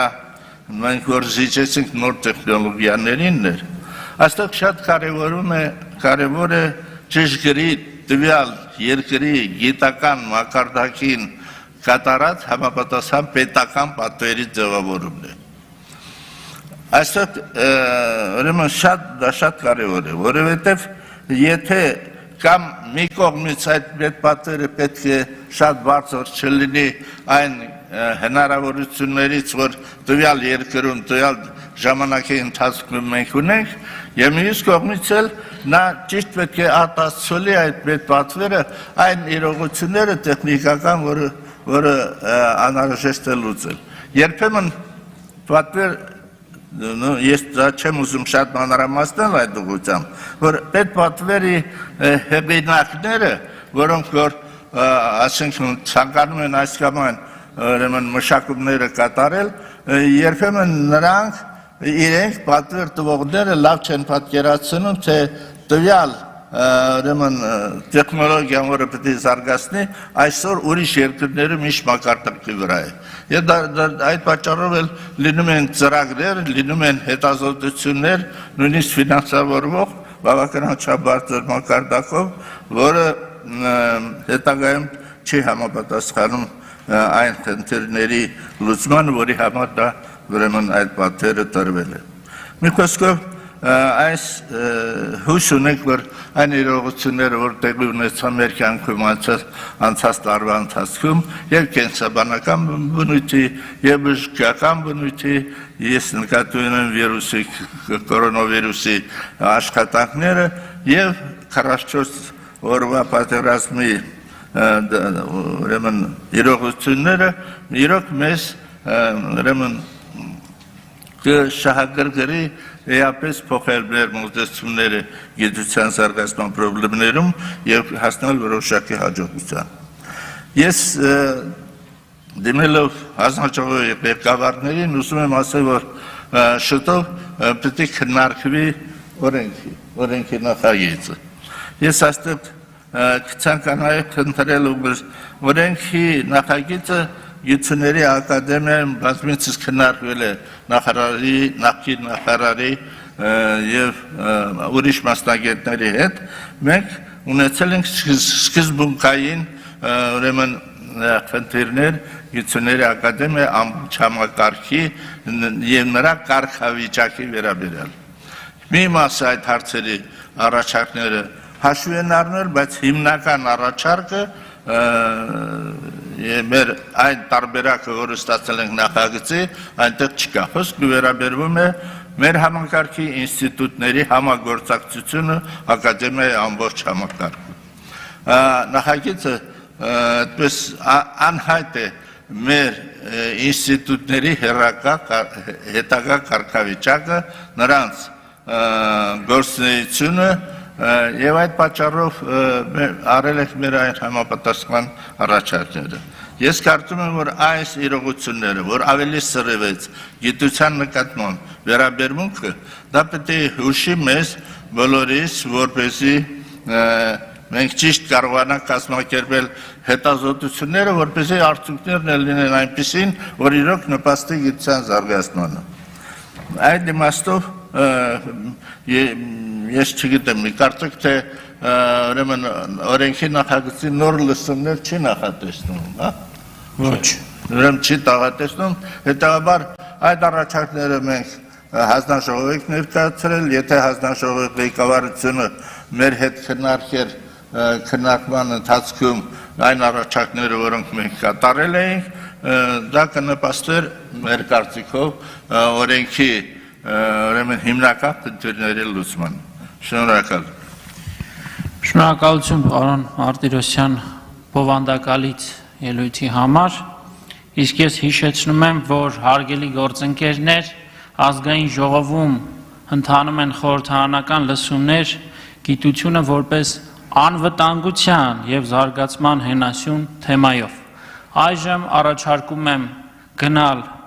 22 րոպե տևողությամբ ընդմիջման, որից հետո խոսքը կտրամադրվի Սոս Խաչիկյանին։ Շնորհակալ եմ ուշադրության համար։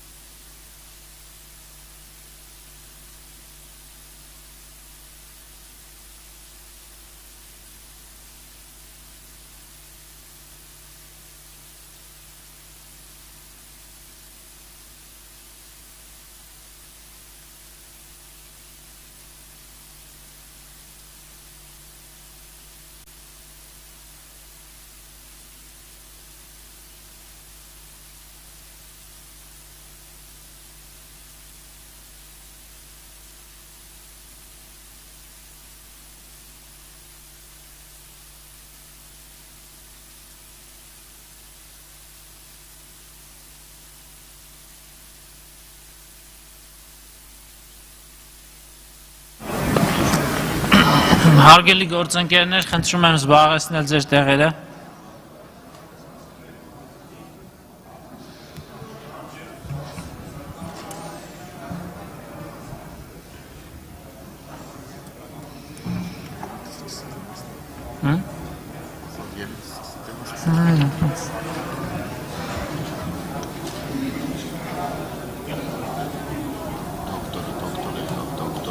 Ամբիոնի մոտ եմ հրավիրում։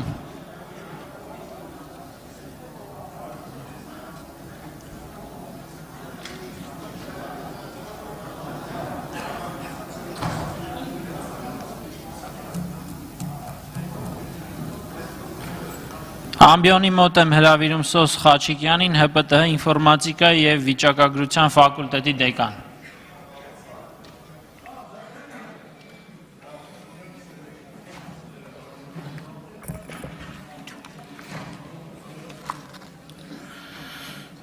Հարգելի նախագահություն, հարգելի ներկաներ,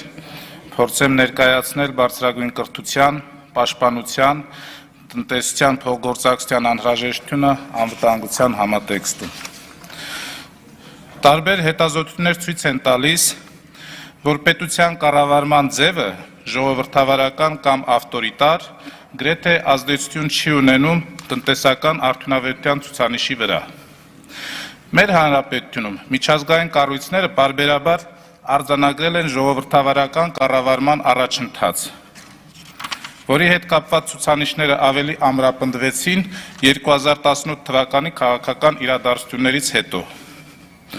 Դրան զուգահեռ տնտեսական համակարգը եղել է ավելի ազատական,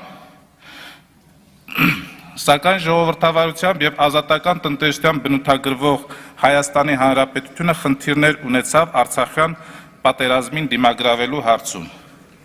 Այժմ արդեն հետպատերազմական փուլում ենք եւ դարձյալ հղում կատարելով տարբեր երկրների նմանատիպ փորձին պետք է արձանագրել, որ տնտեսության կառուցվածքային փոփոխությունները պատերազմից հետո հատկապես պայմանական պարտություն կրած երկրներում եղել են անխուսափելի գործընթացներ։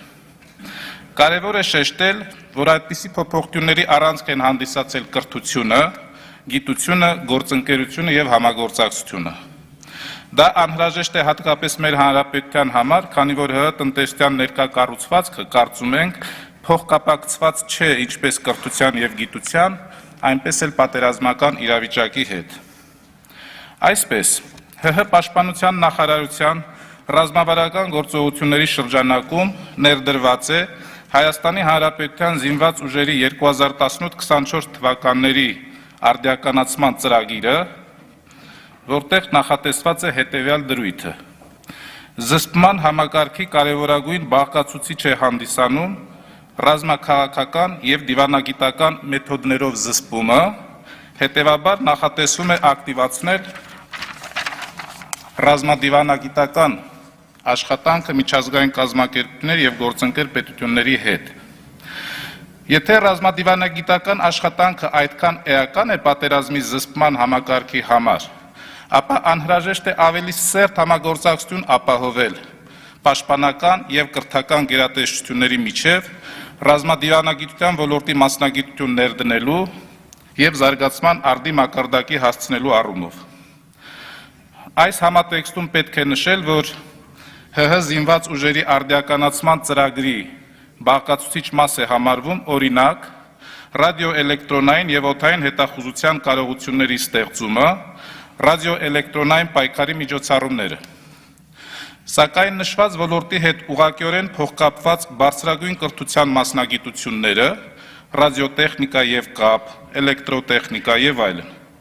բացարձակ պահանջված չեն, որը նույնպես արդյունք է պաշտպանական եւ կրթական գերատեսչությունների թույլ փոխհարաբերության։ Ըստ էության, մարդկային կապիտալի դերը անհրաժեշտ չափով շեշտված է զինված ուժերի արդիականացման ծրագրով, սակայն այդ ուղղությամբ իրականացվող գործողությունները տեսանելի չեն բարձրագույն կրթության մասնագիտությունների տեսանկյունից։ Արդյոք դա չի նշանակում, որ պաշտպանական եւ կրթական գերատեսչությունների ռազմավարական գործողությունները այս առումով ունեն համագործակցության խնդիր, որի չկարգավորման արդյունքում խնդիրներ են առաջանում պետության անվտանգության համար։ Փոխհամաձայնեցված գործողությունների ակնհայտ թերացումներ կան նաև կրթության և տնտեսության ոլորտներում։ Մասնավորապես, տնտեսության այնպիսի ոլորտներ, ինչպիսիք են գյուղատնտեսությունը, հանքարդյունաբերությունը, շինարարությունը և այլն, ունեն նշանակալի տեսակարար կշիռ համախառն արդյունքի ձևավորման մեջ։ Սակայն այդ ոլորտներն սպասարկող բարձրագույն կրթական մասնագիտությունները տարիներ շարունակ ունեցել են և ունեն թափուր տեղեր, հաճախ նաև չեն ձևավորվում որպես մասնագիտություն։ Այսինքն գյուղատնտեսությունը, հանքարդյունաբերությունը, շինարարությունը և այլ ոլորտներ տնտեսության մեջ ապահովում են բարձր ցուցանիշներ, առանց մասնագիտական լուրջ հենքի և արդի մոտեցումների։ Հետևաբար մարդկային կապիտալի դերը բավականին փոքր է տնտեսական հիմքերի ապահովման ու տնտեսական արդյունքի ստեղծման տեսանկյունից։ Ըստ էության, մարդկային կապիտալի գործոնը ակնհայտ թույլ է դրսևորված ինչպես պաշտպանական, այնպես էլ տնտեսական համակարգերում։ Այդ գործոնն ուժեղացնելու նպատակով անհրաժեշտ է պետական քաղաքականությունն ուղղորդել այնպես, որ գիտելիքի, հետազոտությունների և տեխնոլոգիաների վրա հիմնված որոշումների կայացումը աստիճանաբար դիտարկվի որպես առաջնահերթ կարևորություն։ Շնորհակալություն։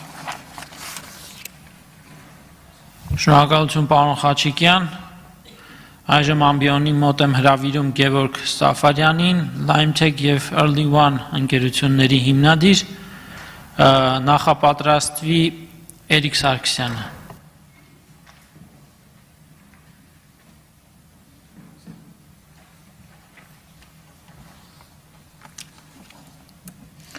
Բարև ձեզ։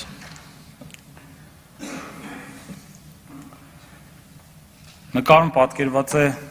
Ադրբեջանի կողմից գնված Հերմես անօթաչուն, որը մեր տղաները խփել են։ Այս անօթաչուի արժեքը 30 միլիոն դոլար է մեկ հատի։ Իսկ մեր գիտությանը տրամադրվող բյուջեն ընդամենը 26 միլիոն։ Քանի դեռ մենք չունենք գիտության զարգացման հստակ ճանապարհ, մենք ինքնահոսով գնում ենք դեպի կործանում։ Բայց չնայած այս ամենին, բարձր տեխնոլոգիական արդյունաբերության և այլ ոլորտներում գործող գործարարներս հավատում ենք, որ մենք մեր երեխաները ապրելու են հզոր ինքնիշխան երկրում և մենք ունենալու ենք հզոր տնտեսություն և հզոր բանակ և այս ամենը ունենալու համար որպես հենասյուն տեսնում ենք գիտությունը։ Մեծ հավելյալ արժեք ստեղծող տնտեսություն և հզոր ռազմարդյունաբերություն ունենալու համար մեզ պարտադիր պետք են բարձրակարգ մասնագետներ և նորագույն գիտելիքի կիրառում։ Իսկ նորագույն գիտելիքը ուսումնասիրվում է և ստեղծվում է գիտնականների կողմից և այդ գիտնականների կողմից է փոխանցվում մասնագետներին։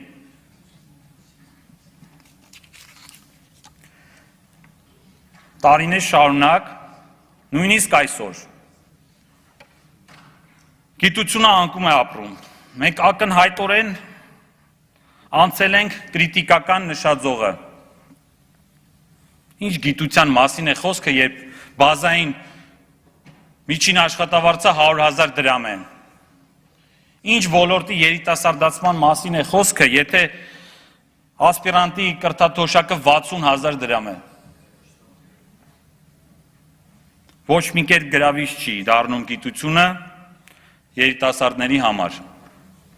Իսկ այլընտրանքները շատ են և ունակ երիտասարդը չի տեսնում իրան գիտության ոլորտում։ Ինչ չանվանեմ ունակ, բայց ես դրանցից մեկն եմ եղել, ով ֆիզմատ դպրոցում սովորելուց հետո ընտրել է ուրիշ ուղղություն։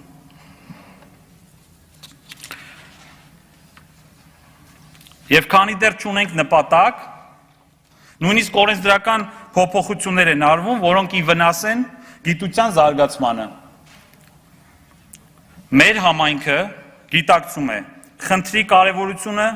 եւ քայլեր նախաձեռնելու հրատապությունը։ Եվ մենք մեր առաջ խնդիր ենք դրել ամրապնդել գիտություն, տնտեսություն կապը,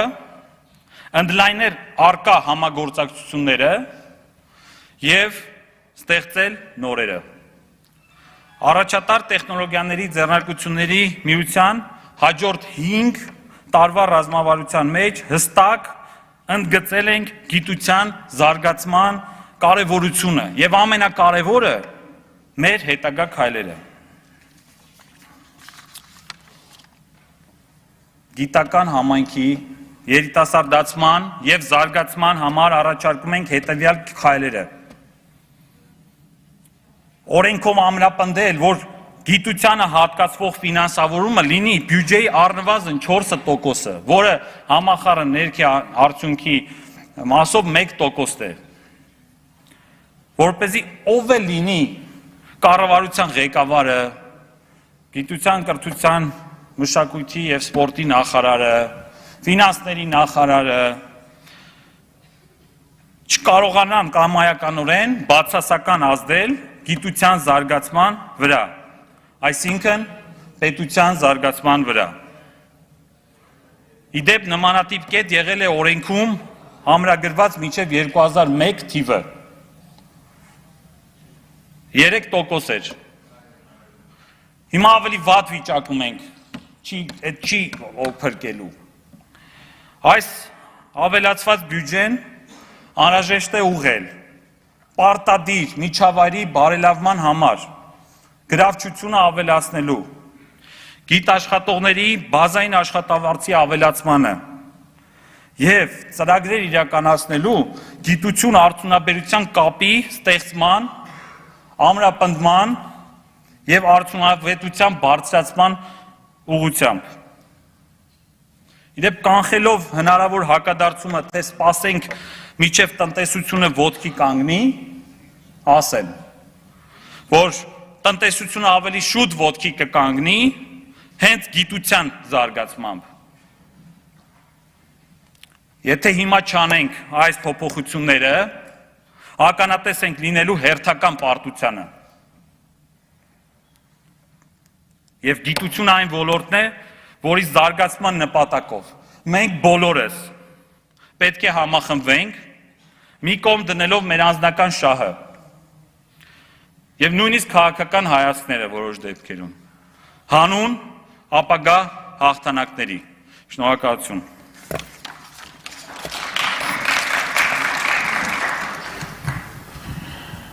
Շնորհակալություն, պարոն Սաֆյան։ Այժմ ամբիոնի մոտ եմ հրավիրում Շանի հասարակական կազմակերպության հիմնադիր տնօրեն Էրիկ Սարգսյանին, նախապատրաստվի Արամ Փախչյանյանը։ Բարև ձեզ տիկնայք, պարոնայք, իմ մոտ խնդրի ձևակերպումը մի ցակ հակառակ ստացվեց, մենք ինչպես միշտ գալիս ենք տակից վերև, եւ փորձենք վերևից ներքև իջնել։ Պետությունը պետք է ապահովի երկրի բնակչության անվտանգություն։ Անվտանգություն ապահովելու համար կա կառույց, պաշտպանության նախարարություն։ Պետությունը հանձնարարում է պաշտպանության նախարարությանը ապահովել երկրի անվտանգությունը։ Պաշտպանության նախարարությունը գտնում է միջոցներ, ինչպես դա ապահովի։ Ունենք արտադրություն, ունենք գնման շուկա, զենքի շուկան կամ տեղում ենք արտադրում, կամ դրսից ենք գնում։ Որպեսզի մեր երկրում ձևավորվի սեփական արդյունաբերություն, պետք է պաշտպանության նախարարությունը շահագրգռված լինի, որ մեր տեղական արտադրող զինվորական զինմթերք արտադրողները լինեն շահառու վիճակում։ Դրանից հետո պետք է ունենանք արդյունաբերություն, որը կպատվիրի կոնկրետ սարքավորումներ, կոնկրետ գիտնականներից, գիտնականներին կապահովի բարձր աշխատավարձով, գիտնականները կաշխատեն, կստեղծեն պրոդուկտ, եւ այդ պրոդուկտը կծառայի իր նպատակին։ Հիմա, եթե մենք վերցնենք ուռճացնենք գիտնականների քանակը, ինչպես սովետական միության ժամանակ արվում էր, ինժեներներ էին բուծում կամ գիտնականներ էին բուծում, մենք սկսեցինք տնտեսագետներ բուծել։ Եթե չկա գումարի հոսք պատվերի տեսքով այդ ոլորտը նորից կմեռնի։ Իսկան մենք հասարակական կազմակերպություն ենք, որ զբաղվում ենք երկակի կիրառման տեխնոլոգիաների արտադրության կազմակերպում։ Իսկան մենք փորձում ենք սարքել հոբ համակարգեր, ստեղծել, հիմա ստիպված վրաններ ենք արտադրում, բայց դա կարողանում ենք արտադրել մեր ուժերով։ Հիմա խնդիրը ինչումն է մեր մոտ։ Կան բիզնեսմեններ, որ պատրաստ են իրենց գումարը ներդնել, որպեսզի արդյունաբերություն զարգանա։ Կան գիտնականներ, որ ունեն միտք, որ ուզում են իրենց միտքը ծառայի պետությանը։ Չկա կապող օղակ, որ ներդրումը կդրվի գիտության մեջ, դա կդառնա արդյունաբերության, կստանանք ինչ-որ մի ռազմական սարք, եւ դա կծառայի պետությանը, այսինքն ով է գնորդը, մենք չունենք գնորդ, մենք չունենք տենդերային մեխանիզմին մասնակցելու առաջնայինություն, չէ, եթե ռուսն ունի պատրաստի ավելի էժան, մենք մրցունակ չենք, մենք պետք է ստեղծենք մերը, զրոյից դա ավելի բարդ է, դա ավելի թանկ է։ Դրա համար պետք է ինձ թվում է խնդիրը հակառակ կողմից գալ, էլի։ Մենք այս շղթայի մեջից հանվեց արդյունաբերությունը, լավ է, գիտնականը թղթի վրա ստեղծեց այդ բայրախտարը։ Դա 30 միլիոնը բարեխտարի ստեղծման գինը չի, դա իր հավաքման նյութական ծախսն է։ Այնտեղ գիտական մասը շատ աննշան է եւ վաղուց արված է եւ ոչ թուրքերի կողմից։ Իսկն մենք չունենք արդյունաբերական բազա։ Մենք չունենք մի գործարան, որտեղ այդ բայրախտարը կարան սարքեն, ինչ ենք ընկել բայրախտարի հետևից։ Գիտնականը ուրիշ խնդիր է լուծում։ Գիտնականը զբաղվում է գիտությամբ, զբաղվում է նյութագիտությամբ, ես ինքս պարոն Մարտիրոսյանի ուսանողն եմ եղել ռադիոֆիզիկայի ֆակուլտետից։ Գիտությունը դա նյութագիտությունն է, նոր նյութերի ստեղծելը, նոր տեխնոլոգիաները, եթե դա չի կիրառվելու, ինչի հիման վրա գիտությանը վճարի։ Պետություն վճարի գիտությանը, մենք սկսենք նստել մտածել, մտածեցինք, որտեղ պետք է արտադրենք, ով է սպառող։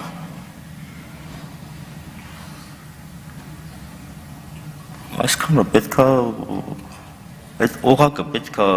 հստակ ձևավորված մեկը մեկի հետևից հասցնի։ Այսքանը։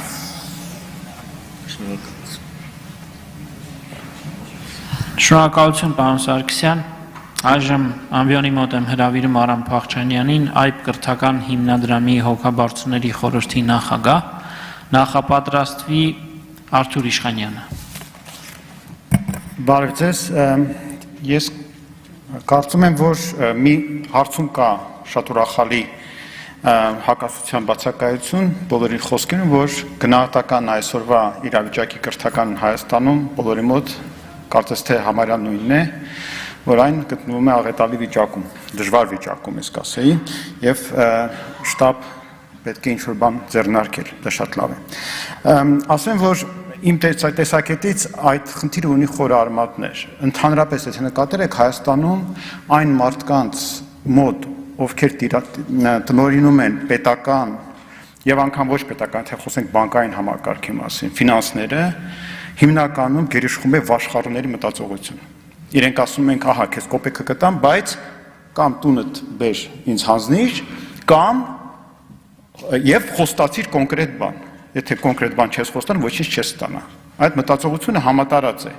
Եվ դա բերում է նրան, որ ընդհանրապես զարգացում չկա ոչ միայն գիտության մեջ։ Հայաստանը ընդհանրապես դանդաղ է զարգանում, որովհետև օրինակ Հայաստանում, եթե դուք ուզում ես բանկից գումար վերցնես վարկ, քեզ կտան այնպիսի տոկոսով, որ որևէ խելամիտ բիզնես աշխարհի մակարդակով այդ տոկոսով վարկ ստանալուց չի կարող լինել որևէ կերպ մրցել եւ լինել մրցունակ։ Դա նշանակում է, որ մենք պետք է իրականում առաջնահերթորեն հավատանք ապագային, հավատանք մեր սեփական ռեսուրսներին, հնարավորություններին։ Դրա համար պետք է ունենանք այն երազանքը, որի մասին այստեղ խոսում ենք, որոշ տեսիրք ապագայի մասին, որը մենք այսօր վախենամ չունենք, թե ինչպիսին ենք մենք տեսնում մեր գիտությունը, ինչպես ենք տեսնում մեր երկիրը, մեր ապագան։ Եվ այդ տեսակի շուրջ մենք պետք է համախմբենք, միայն այդ դեպքում այն մարդիկ, որոնք որոշումներ են կայացնում, կհավատան, որ այդ որոշումների արդյունքում ինչ-որ բան կստեղծվի։ Այսօր, եթե պարզ բան ասեմ, եթե դուք բյուջեից պետական որևէ կառույցի հետ ներառյալ պաշտպանության նախարարություն ուզում եք պայմանագիր կնքեք ինչ-որ արտադրանք ստեղծելու համար, եւ այդ արտադրանքը ստեղծելու մեջ կա ռիսկ, որ հենց գիտությունն է։ Իսկ գիտությունը միշտ ռիսկ է, որտեղ այնտեղ անորոշություն կա, անհայտի հետ գործ ունես։ Ապա, եթե հանկարծ ինչ-որ պատճառով ձեր գիտական հետազոտությունների արդյունքում դուք հանգեք այն արդյունքի, որ նպատակահարմար չի անել, ինչի համար դուք պայմանագիր կնքել, ձեզ կուղարկեն դատախազություն եւ ձեզ հավանաբար կհետապնդեն, որովհետեւ դուք բյուջեին վնաս եք հասցրել։ Եվ դա այդ նույն մտածողությունն է, որ կարևոր չէ։ Ես ոչինչ չեմ ուզում քեզանից, դու սարքինից միջակություն, պետք չի գլխիցդ վերև թռնես, պետք չի ռիսկի դիմես, բայց իմ գումարի տված դիմաց բեր դիրի մարդ չէ որևէ բան։ Դա զարգացման մտածողության բացակայություն է ընդհանրապես հանրության մեջ ամենուրեք։ Եվ օրենսդրությունները այդպես կառուցված, որ փաստորեն դրդում է դեպի այդ մտածողությունը բոլորի ներառյալ պետական որոշումներ կայացնող մարդկանց։ Եվ սրա հետ պետք է լուրջ աշխատանք վարել, որպես սա փոխվի։ Ասեմ, որ գիտությանը հատվածող տոկոսը սովորաբար վերաբերում է մաքուր գիտության հատկացված տոկոսին։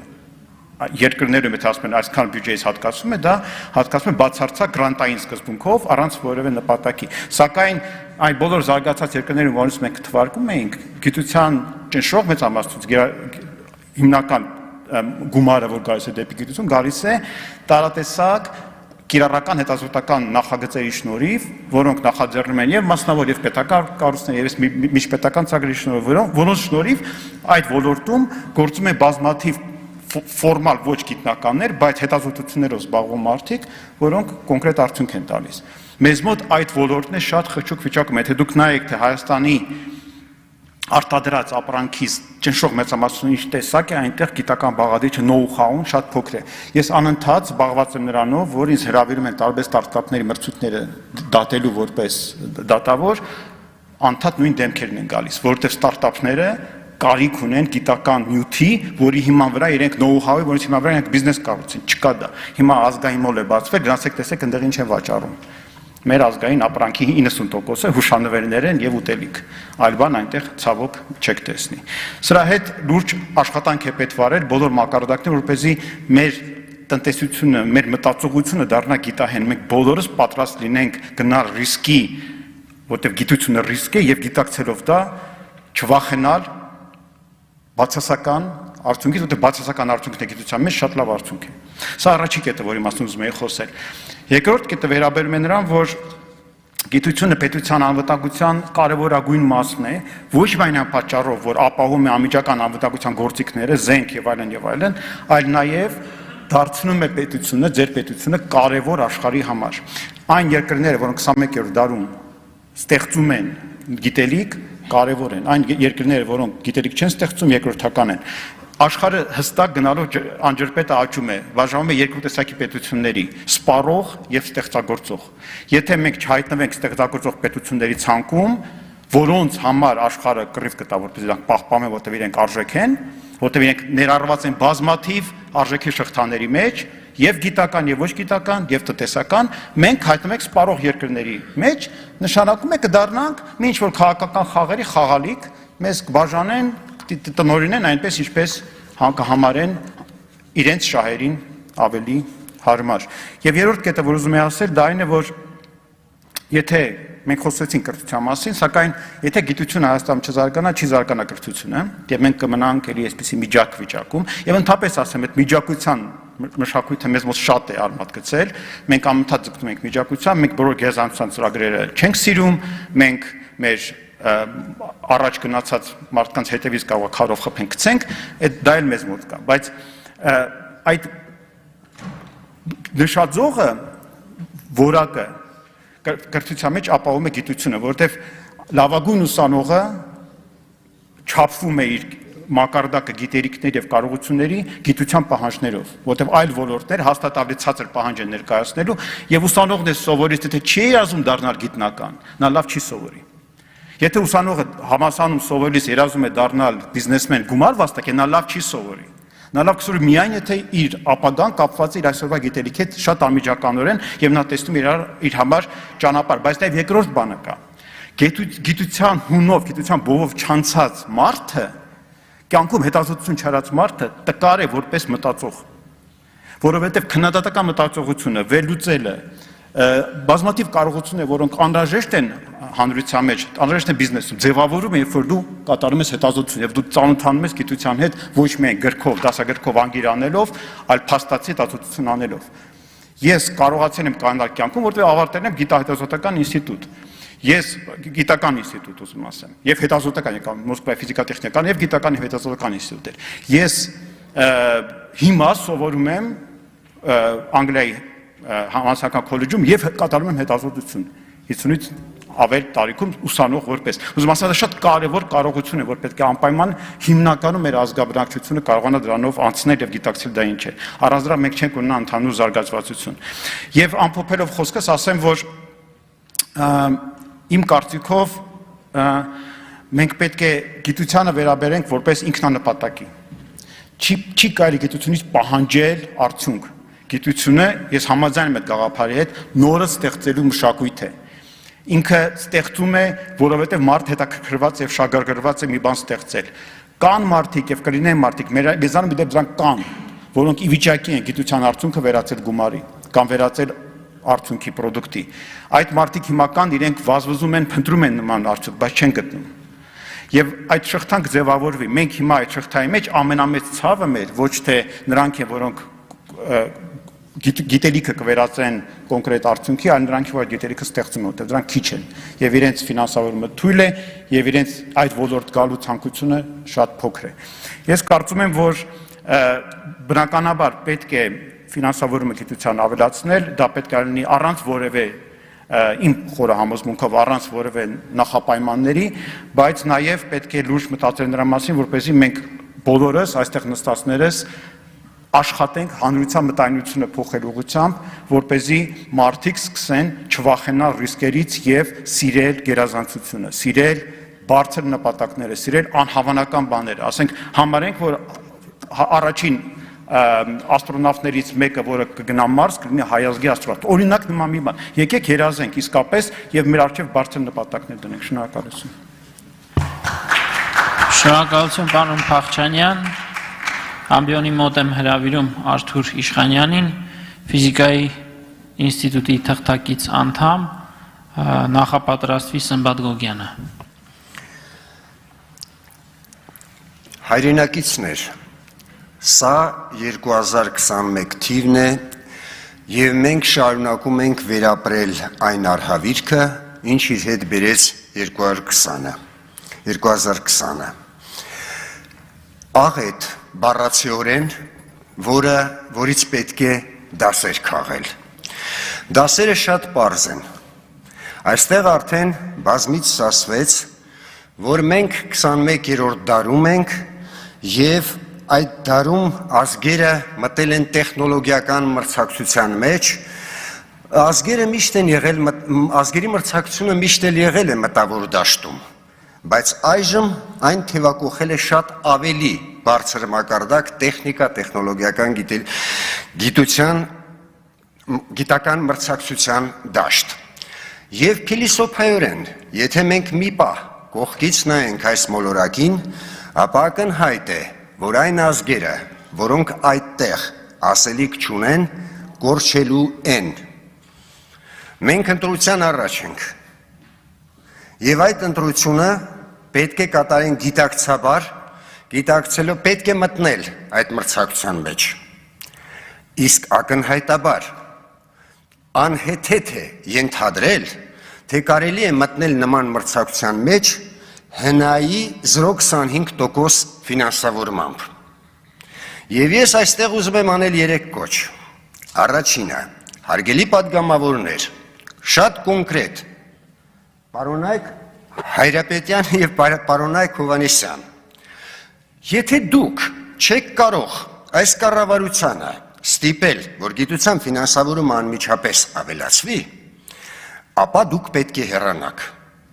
Եթե գիտության այն կառավարությունը, որն ընդունակ չէ, կրկնապատկել գիտության ֆինանսավորում այս 44 օրյա պատերազմի աղետից հետո, չգիտակցել դասերը, եւ ընդունակ չէ մի 25 միլիոն դոլար ավելացնելու, այդ կառավարությունը պետք է գնա վաստակած հանգստի։ Ես այս դահլիճում մեր անկախության տարիներին արդեն 15-20 անգամ մասնակցել եմ այսպիսի քննարկումների։ Միշտ էլ դրանք ի վերջո վերածվել են կենացների, այսինքն ոչինչ չի արվել։ Բոլոր կառավարություններն են վարվել գիտության հանդեպ վատ։ Ներկայացող կառավարությունը էլ ավելի վատ։ Շտկեք ձեզ, սկսել է պետք ձեզնից։ Դուք ցույց տվեք, որ իրոք ցանկանում եք, այլ ոչ թե ուղղակի մենք աչքակապությամբ ենք զբաղված։ Սա մեկ։ Երկրորդը, եթե մենք ուզում ենք իրոք զարգանալ, ապա առնվազն չպետք է վնասենք։ Ես ուզում եմ, պարոն Դումանյան, դիմել ձեզ եւ ասել, որ այն օրենքի նախագիծը, այն տեսքով, որը դրված է շրջանառության մեջ, ես առիթ ունեցել եմ բազմից արդեն արտահայտվելու, դա ոլորտի վրա իր ազդեցությամբ հավասարազոր է լինելու Շուշիի հանձնմանը։ Եվ ասեմ ինչու։ Կարելի է 40-ից ավելի կետեր թվարկել այդտեղ, բայց մեկ կետը արդեն բավարար է։ Ես կասեմ երկուսը։ Դա այն է, որ հանված է գիտության ֆինանսավորման նվազագույն շեմը։ Հայեցողական է այլևս դա դարձել։ Այսինքն կարող է գալ ինչ-որ իշխանություն, որը կամ կանխամտածված, կամ արտաքին ուժերի թելադրանքով, կամ չիմացողությամբ չտա ընդհանրապես ֆինանսավորում եւ ունենանք մենք նույնպիսի մի աղետ, ինչ վերապրում ենք այժմ։ Այդ կետը գիտության ֆինանսավորման նվազագույն տոկոսի ավելացումը եթե չեղավ, կրկնում եմ, դա ոլորտի վրա իր ազդեցությամբ հավասարազոր է լինելու արդեն ասվածին։ Այդ կետը պիտի մտնի։ Երկրորդ, կա ակադեմիայի կարգավիճակի հարցը։ Մենք ունեցել ենք բազմաթիվ հիմնարկներ։ Այդ հիմնարկները բոլորը փոշիացել եւ ոչնչացվել են, եթե գտնվել են ակադեմիական հիմնարկից դուրս, շատ քիչ բացառությամբ։ Ակադեմիան ունի պատմական առաքելություն, որը իդեալական իրականացրել է իր բրգաձև կառույցի շնորհիվ կարողացել է պահպանել այս գոյատևման ռեժիմում ֆինանսավորման պարագայում կարողացել է պահպանել այն նվազագույնը, ինչ մենք ունենք, եւ ոտնձգությունը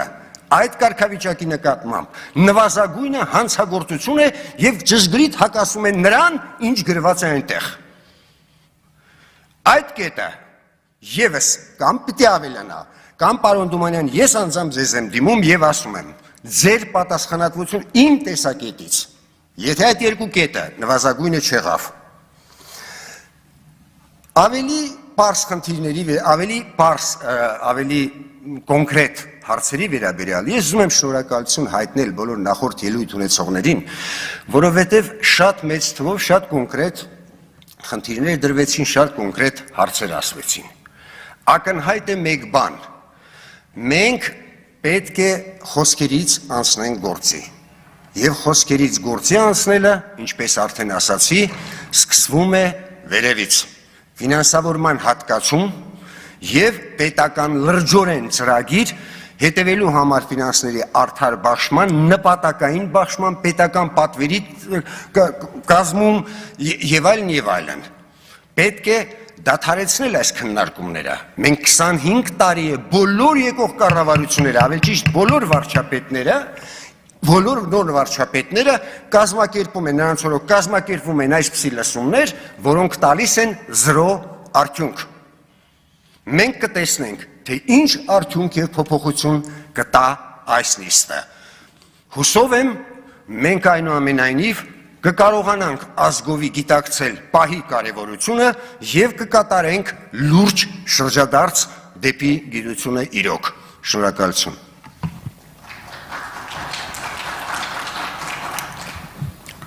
Հարգելի պարոն Իշխանյան, խոսում եք կենացներից։ Առանձնահատուկ ձեզ համար կհիշեցնեմ այսօրվա խորհրդարանական լսումների թեման, երկրորդ անգամ։ Գիտությունը որպես անվտանգության եւ զարգացման հենասյուն։ Թե դուք, որպես ֆիզիկայի ինստիտուտի թղթակից անդամ, այսօրվա լսումներում ինչ չափով, ինչ մոտեցումներով խոսեցիք անվտանգությունից եւ անվտանգության համատեքստում գիտության դերակատարումից, կարծում եմ ակնհայտ է բոլորիս համար։ Հետևաբար ես առաջարկում եմ հարգելի գործընկերներ շարունակել մնալ կառուցողական ոճի մեջ եւ չփչացնել ընդհանուր ֆոնը, որ նախորդ բանախոսները իրենց խոսքում ձևավորել են։ Մենք ունենք խնդիրներ եւ չունենք ժամանակ, որ մենք շռայլենք այդ ժամանակը։ Առաջարկում եմ խոսել ըստ էության։ Քաղաքական հայտարարությունների պարագայում մի միացրեք բարձրախոսը։ Քաղաքական հայտարարությունների պարագայում ես ինքս կխնդրեմ, որ խոսափողը անջատվի եւ դրա համար կստանձնեմ պատասխանատվությունը վերոնշյալ որոշմանս համար։ Այժմ անցնենք մյուս ելույթներին։ Ամբիոնի մոտ եմ հրավիրում Սմբատ Գոգյանն այստեղ չէ։ ԵՊՀ Արևելագիտության ֆակուլտետի թուրքագիտության ամբիոնի վարիչ Ալեքսանդր Սաֆարյանին նախապատրաստվի ԵՊՀ ռադիոֆիզիկայի ֆակուլտետի դեկան Խաչատուր Ներկայարարյանը։ Հարգելի տիկնայք եւ պարոնայք, միանալով նախորդ հնչած բազում առաջարկներին, պիտի ասեմ այն, ինչի հետ այդքան էլ համամիտ չեմ կամ լիահույս չեմ։ Առաջինը, խոսվում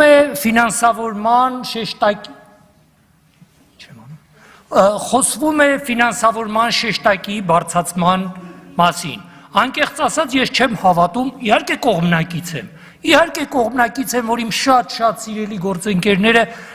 մի կտոր հաց ունենան իրենց զավակներին կերակրելու կամ ստեղծագործական հնարավորությունները նրանց ընդլայնվեն, բայց անկեղծ ասած դրան չեմ հավատում, որովհետև մենք պոստպատերազմյան իրավիճակում ենք ապրում եւ մեր ազգի առաջ ծառացած խնդիրները այնքան շատ են, որբերը զոհերի ընտանիքները, վիրավորների վրա արվող ծախսերը այնքան շատ են, որ եթե ես էլ լինեի վարչապետը եւ ինձ առաջարկեի, թե այս 25 միլիոն դոլարը դու առաջնահերթ ուղղիր գիտությանը, թե ուղղիր զոհվածների, վիրավորների ընտանիքներին, ես անտարակույս զոհվածների ընտանիքներին կտայի, որտեղ սա պետության առաջնային պարտքն է, որովհետեւ այս պատերազմում մենք պարտվել ենք բոլորիս մեղքով, այդ թվում նաև գիտնականների մեղքով։ Ես ուզում եմ այսպիսի մի հռետորական հարց տալ։ Եթե մեզնից որևէ մեկը իր ասպիրանտներին այսպիսի մի թեկնածուական ատենախոսություն առաջարկեր, ԵԱՀԿ Մինսկի խմբի համանախագահների առաջարկի, այսպես կոչված Լավրովյան պլանի ալտերնատիվա չունենալը, առաջիկա պատերազմում պարտվելու դատապարտվածությունը։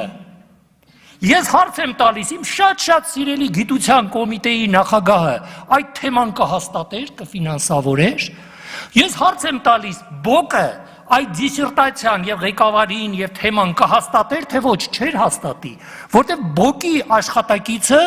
որը քաղծառայող է, նա էլ իր երեխայի մի կտոր հացի մասին է մտածում, կասեր դա հակասության մեջ է մտնում այս նորմատիվ ակտերի հետ, ոչ ստանդարտ շիֆրերի մեջ չի տեղավորվում, այս փորձաքննության մեջ չի տեղավորվում, հասկանում եք, եւ չէր ֆինանսավորվի այդ թեման, բայց մենք այսօր կարող էինք ունենալ անհամեմատ ավելի քիչ զոհեր, անհամեմատ ավելի քիչ վիրավորներ, անհայտ կորածներ, չունենայինք այս դաժան պարտությունը։ Ինչով է արևելագետը տարբերվում քաղաքագետից։ Այստեղ նստած է մեր ռազմական ինստիտուտի ղեկավարությունը եւ այլն։ Որ եթե նրանք նայում են ժամկետները, մենք ժամանակին գեներալ Քոթանջյանի հետ բազմաթիվ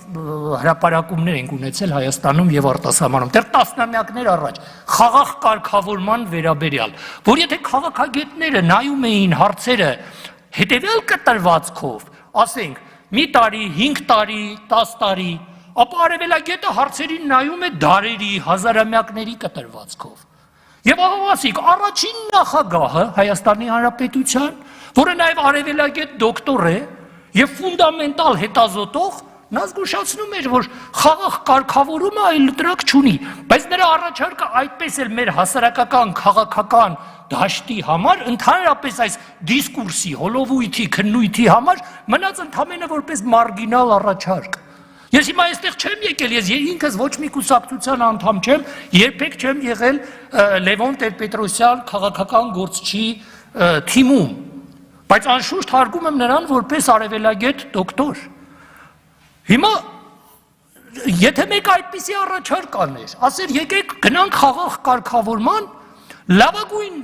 դեպքում նրանք կդիմեին, նու չէին իհարկե այրի ինչպես Ջորդան ու Բրունոին, բայց մնացածը նույնն էր, որովհետև քարացած ավանդույթի, քարացած մտածողության մեջ դա չի տեղավորվում,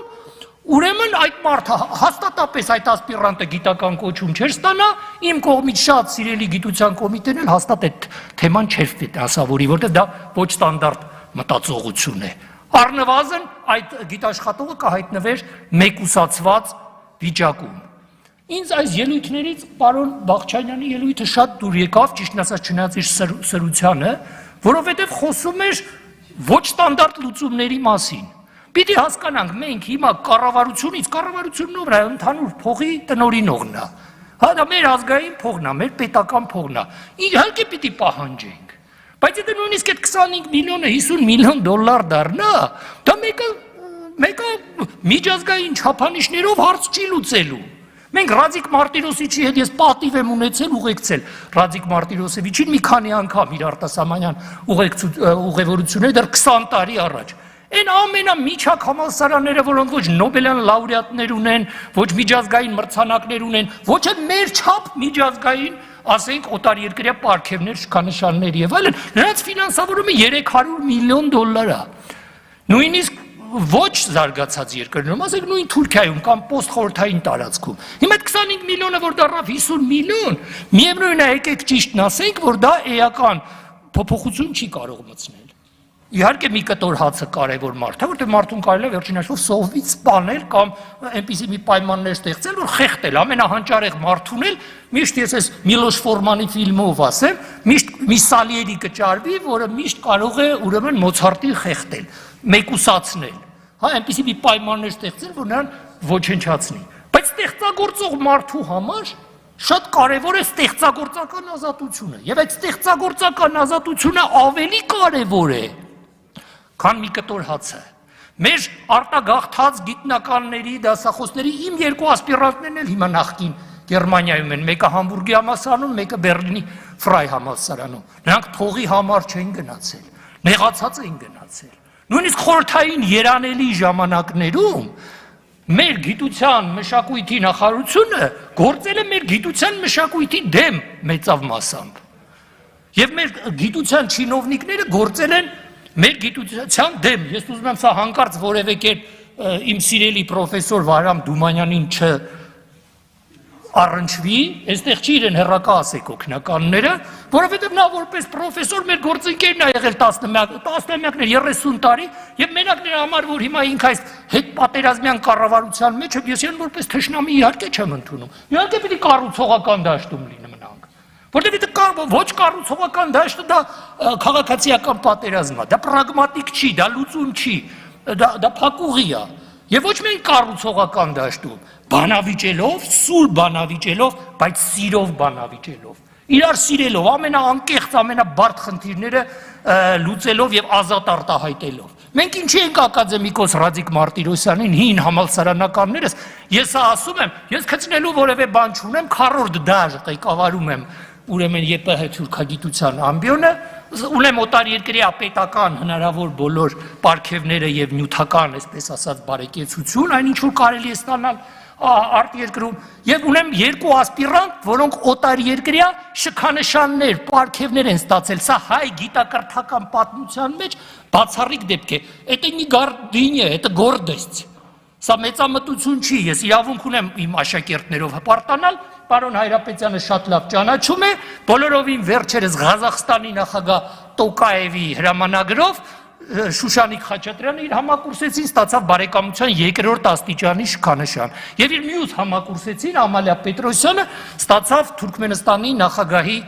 մրցանակ։ թուրքմենական մշակույթի պրոպագանդման մեջ բացառիկ գործի համար։ Հիմա ես սրանով իհարկե հպարտանում եմ։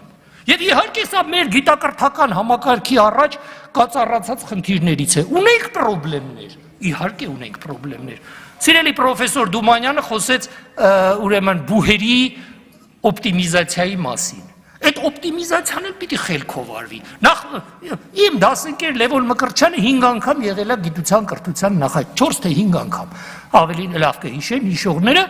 ուրեմն այն ժամանակ էլ միշտ խոսում էին բուհերի ուրեմն օպտիմիզացիայի մասին։ Բայց չէին կարողանում, որտեղ ռեալ կյանքում դա իրականանալի չի։ Եվ իրականացումն էլ պիտի մտածված ալգորիթմով լինի։ Սա միանշանակ է։ Հետո մեծ ու փոքր բուհերով չի, միայն խիրշի ինդեքսով չի, միայն սկոպուսով չի եւ այլն, հա, ես նոր գիտության կոմիտեին նախագահին իմ շատ սիրելի ուրեմն գործընկերոջը ցույց տվեցի, որ մենք այդքան հետ չենք այդ չափորոշիչներով իրականում, հա, եւ Փառք Աստծո վախենալու բան չունենք այդ տիպի մրցակցությունից, բայց իրականում ուրիշ չափանիշներ կան։ Հիմա Մոսկվայի պետական համալսարանում բնականաբար սկոպուս հոդվածներ եւ խիրշի ինդեքս շատ ավելի բարձր է, քան Մոսկվայի, ասենք, կոնսերվատորիան, բայց Մոսկվայի կոնսերվատորիայում օտարերկրյա շքանշաններ ստացած, ասենք, գործիչներ ավելի շատ կան, բնականաբար, քան Մոսկվայի պետական համալսարանում։ Այ հիմա խոսում ենք 4 գրադացիաների մասին։ Սխալ է 2 գրադացիայով գիտության գնահատումը։ Մեկը դա պարզ է տեխնացու, դոցենտ,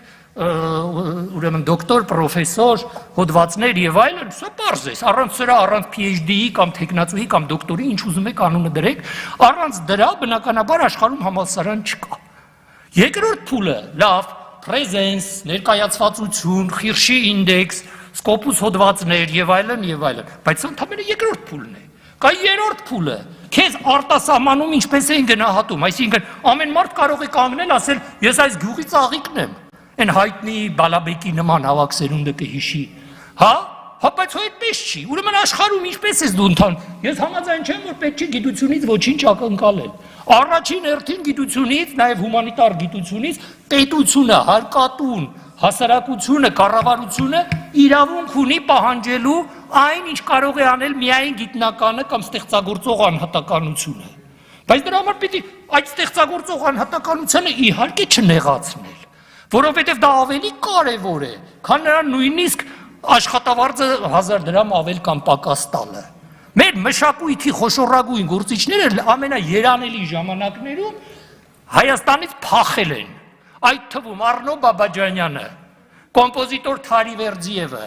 աշխարհահռչակ նկարիչ Ռուդոլֆ Խաչատրյանը, որը Ռուսաստանում ստացավ Գեղարվեստի ակադեմիայի թղթակից անդամի եւ ուրեմն ժողովրդական նկարչի կոչում, իսկ Հայաստանում նա մի հատ բուհական դիպլոմ էլ չունի։ Այս դիպլոմներն էլ շատ վիճելի բան է, եթե գնաք Կազանի ֆեդերալ համալսարանը, դաշնային համալսարանը, հա, իրենք ամենից շատ դա հասկանում եք ինչ համալսարան է, գիտեն Ռադիկ Մարտիրոսևիչը Լաբաչևսկու համալսարանն է, Բուտլերովի, Բեղծերևի, Վիշնևսկու, Բոդուեն դե Կուրտենեի եւ այլն, բայց ամենաշատը հպարտանում են իրենց 2 դիպլոմ չստացած ուսանողներով, Վլադիմիր Իլիչ Ուլյանով Լենին եւ Լև Նիկոլայիչ Տոլստոյ։ Ուրեմն համալսարանները անպայման նաև մշակույթի կենտրոններ են, անպայման նաև գիտամշակութային ֆունկցիա պիտի իրականացնեն, եւ մեր պետությունը իրավունք ունի դա մեզնից սպասելու։ Մենք դատապարտված ենք թուրք մուսուլմանական աշխարհով շրջապատված լինելով առնվազն դեռ երկար դարեր։ Եվ մեր թուրքագիտության խնդիրը ի վերջո շատ լայն առումով հայոց պետականության ադապտացիոն մեխանիզմների մշակումն է։ Հայոց պետականության, հայ ազգի այս տարածաշրջանում ապրելու։ Իհարկե մենք պիտի մեր քայլերը մաքսիմալ սինխրոնիզացնենք մեր բնական դաշնակիցների, մեր եղբայրների հետ, ռուսների եւ ֆրանսիացիների հետ, որ մեր եղբայրներն են, բնական աստծուց մեր եղբայրներն են, բայց մենք պիտի սինխրոնիզացնենք նրանց հետ մեր քայլերը։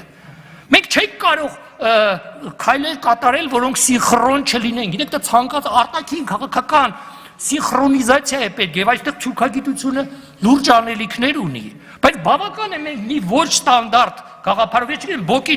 նախագահ այստեղ ներկա է, թե ներկա չի, չգիտեմ, բավական է մենք մի ոչ ստանդարտ գաղափարով մտնենք բոկ, այնտեղ բախում է առաջանում։ Ասում են, չէ, գիտես, մի շիֆրով դու կարող ես ղեկավարել, օբյեկտիվորեն էսպես է։ Ես ինքս Ուրեմն 4 շիֆրով ղեկավարել եմ, 4 շիֆրով հաստատված նույն այդ բոյկի կողմից տարբեր տարիների ընթացքում ատենախոսություններ եմ ղեկավարել, որոնք ասում եմ արտասահմանում են աշխատում, այստեղ էլ կան առաջատար դիրքեր են։ Բայց հիմա մենք խնդիր ունենք բոկում հաստատելու մի ատենախոսություն, որի համար դեռ չպաշտպանված արդեն Ղազախստանի նախագահ Տոկաևը իր հրամանագրով ուրեմն երկրորդ աստիճանի շքանշան է տվել միակ հային 10 միլիոնի մեջ։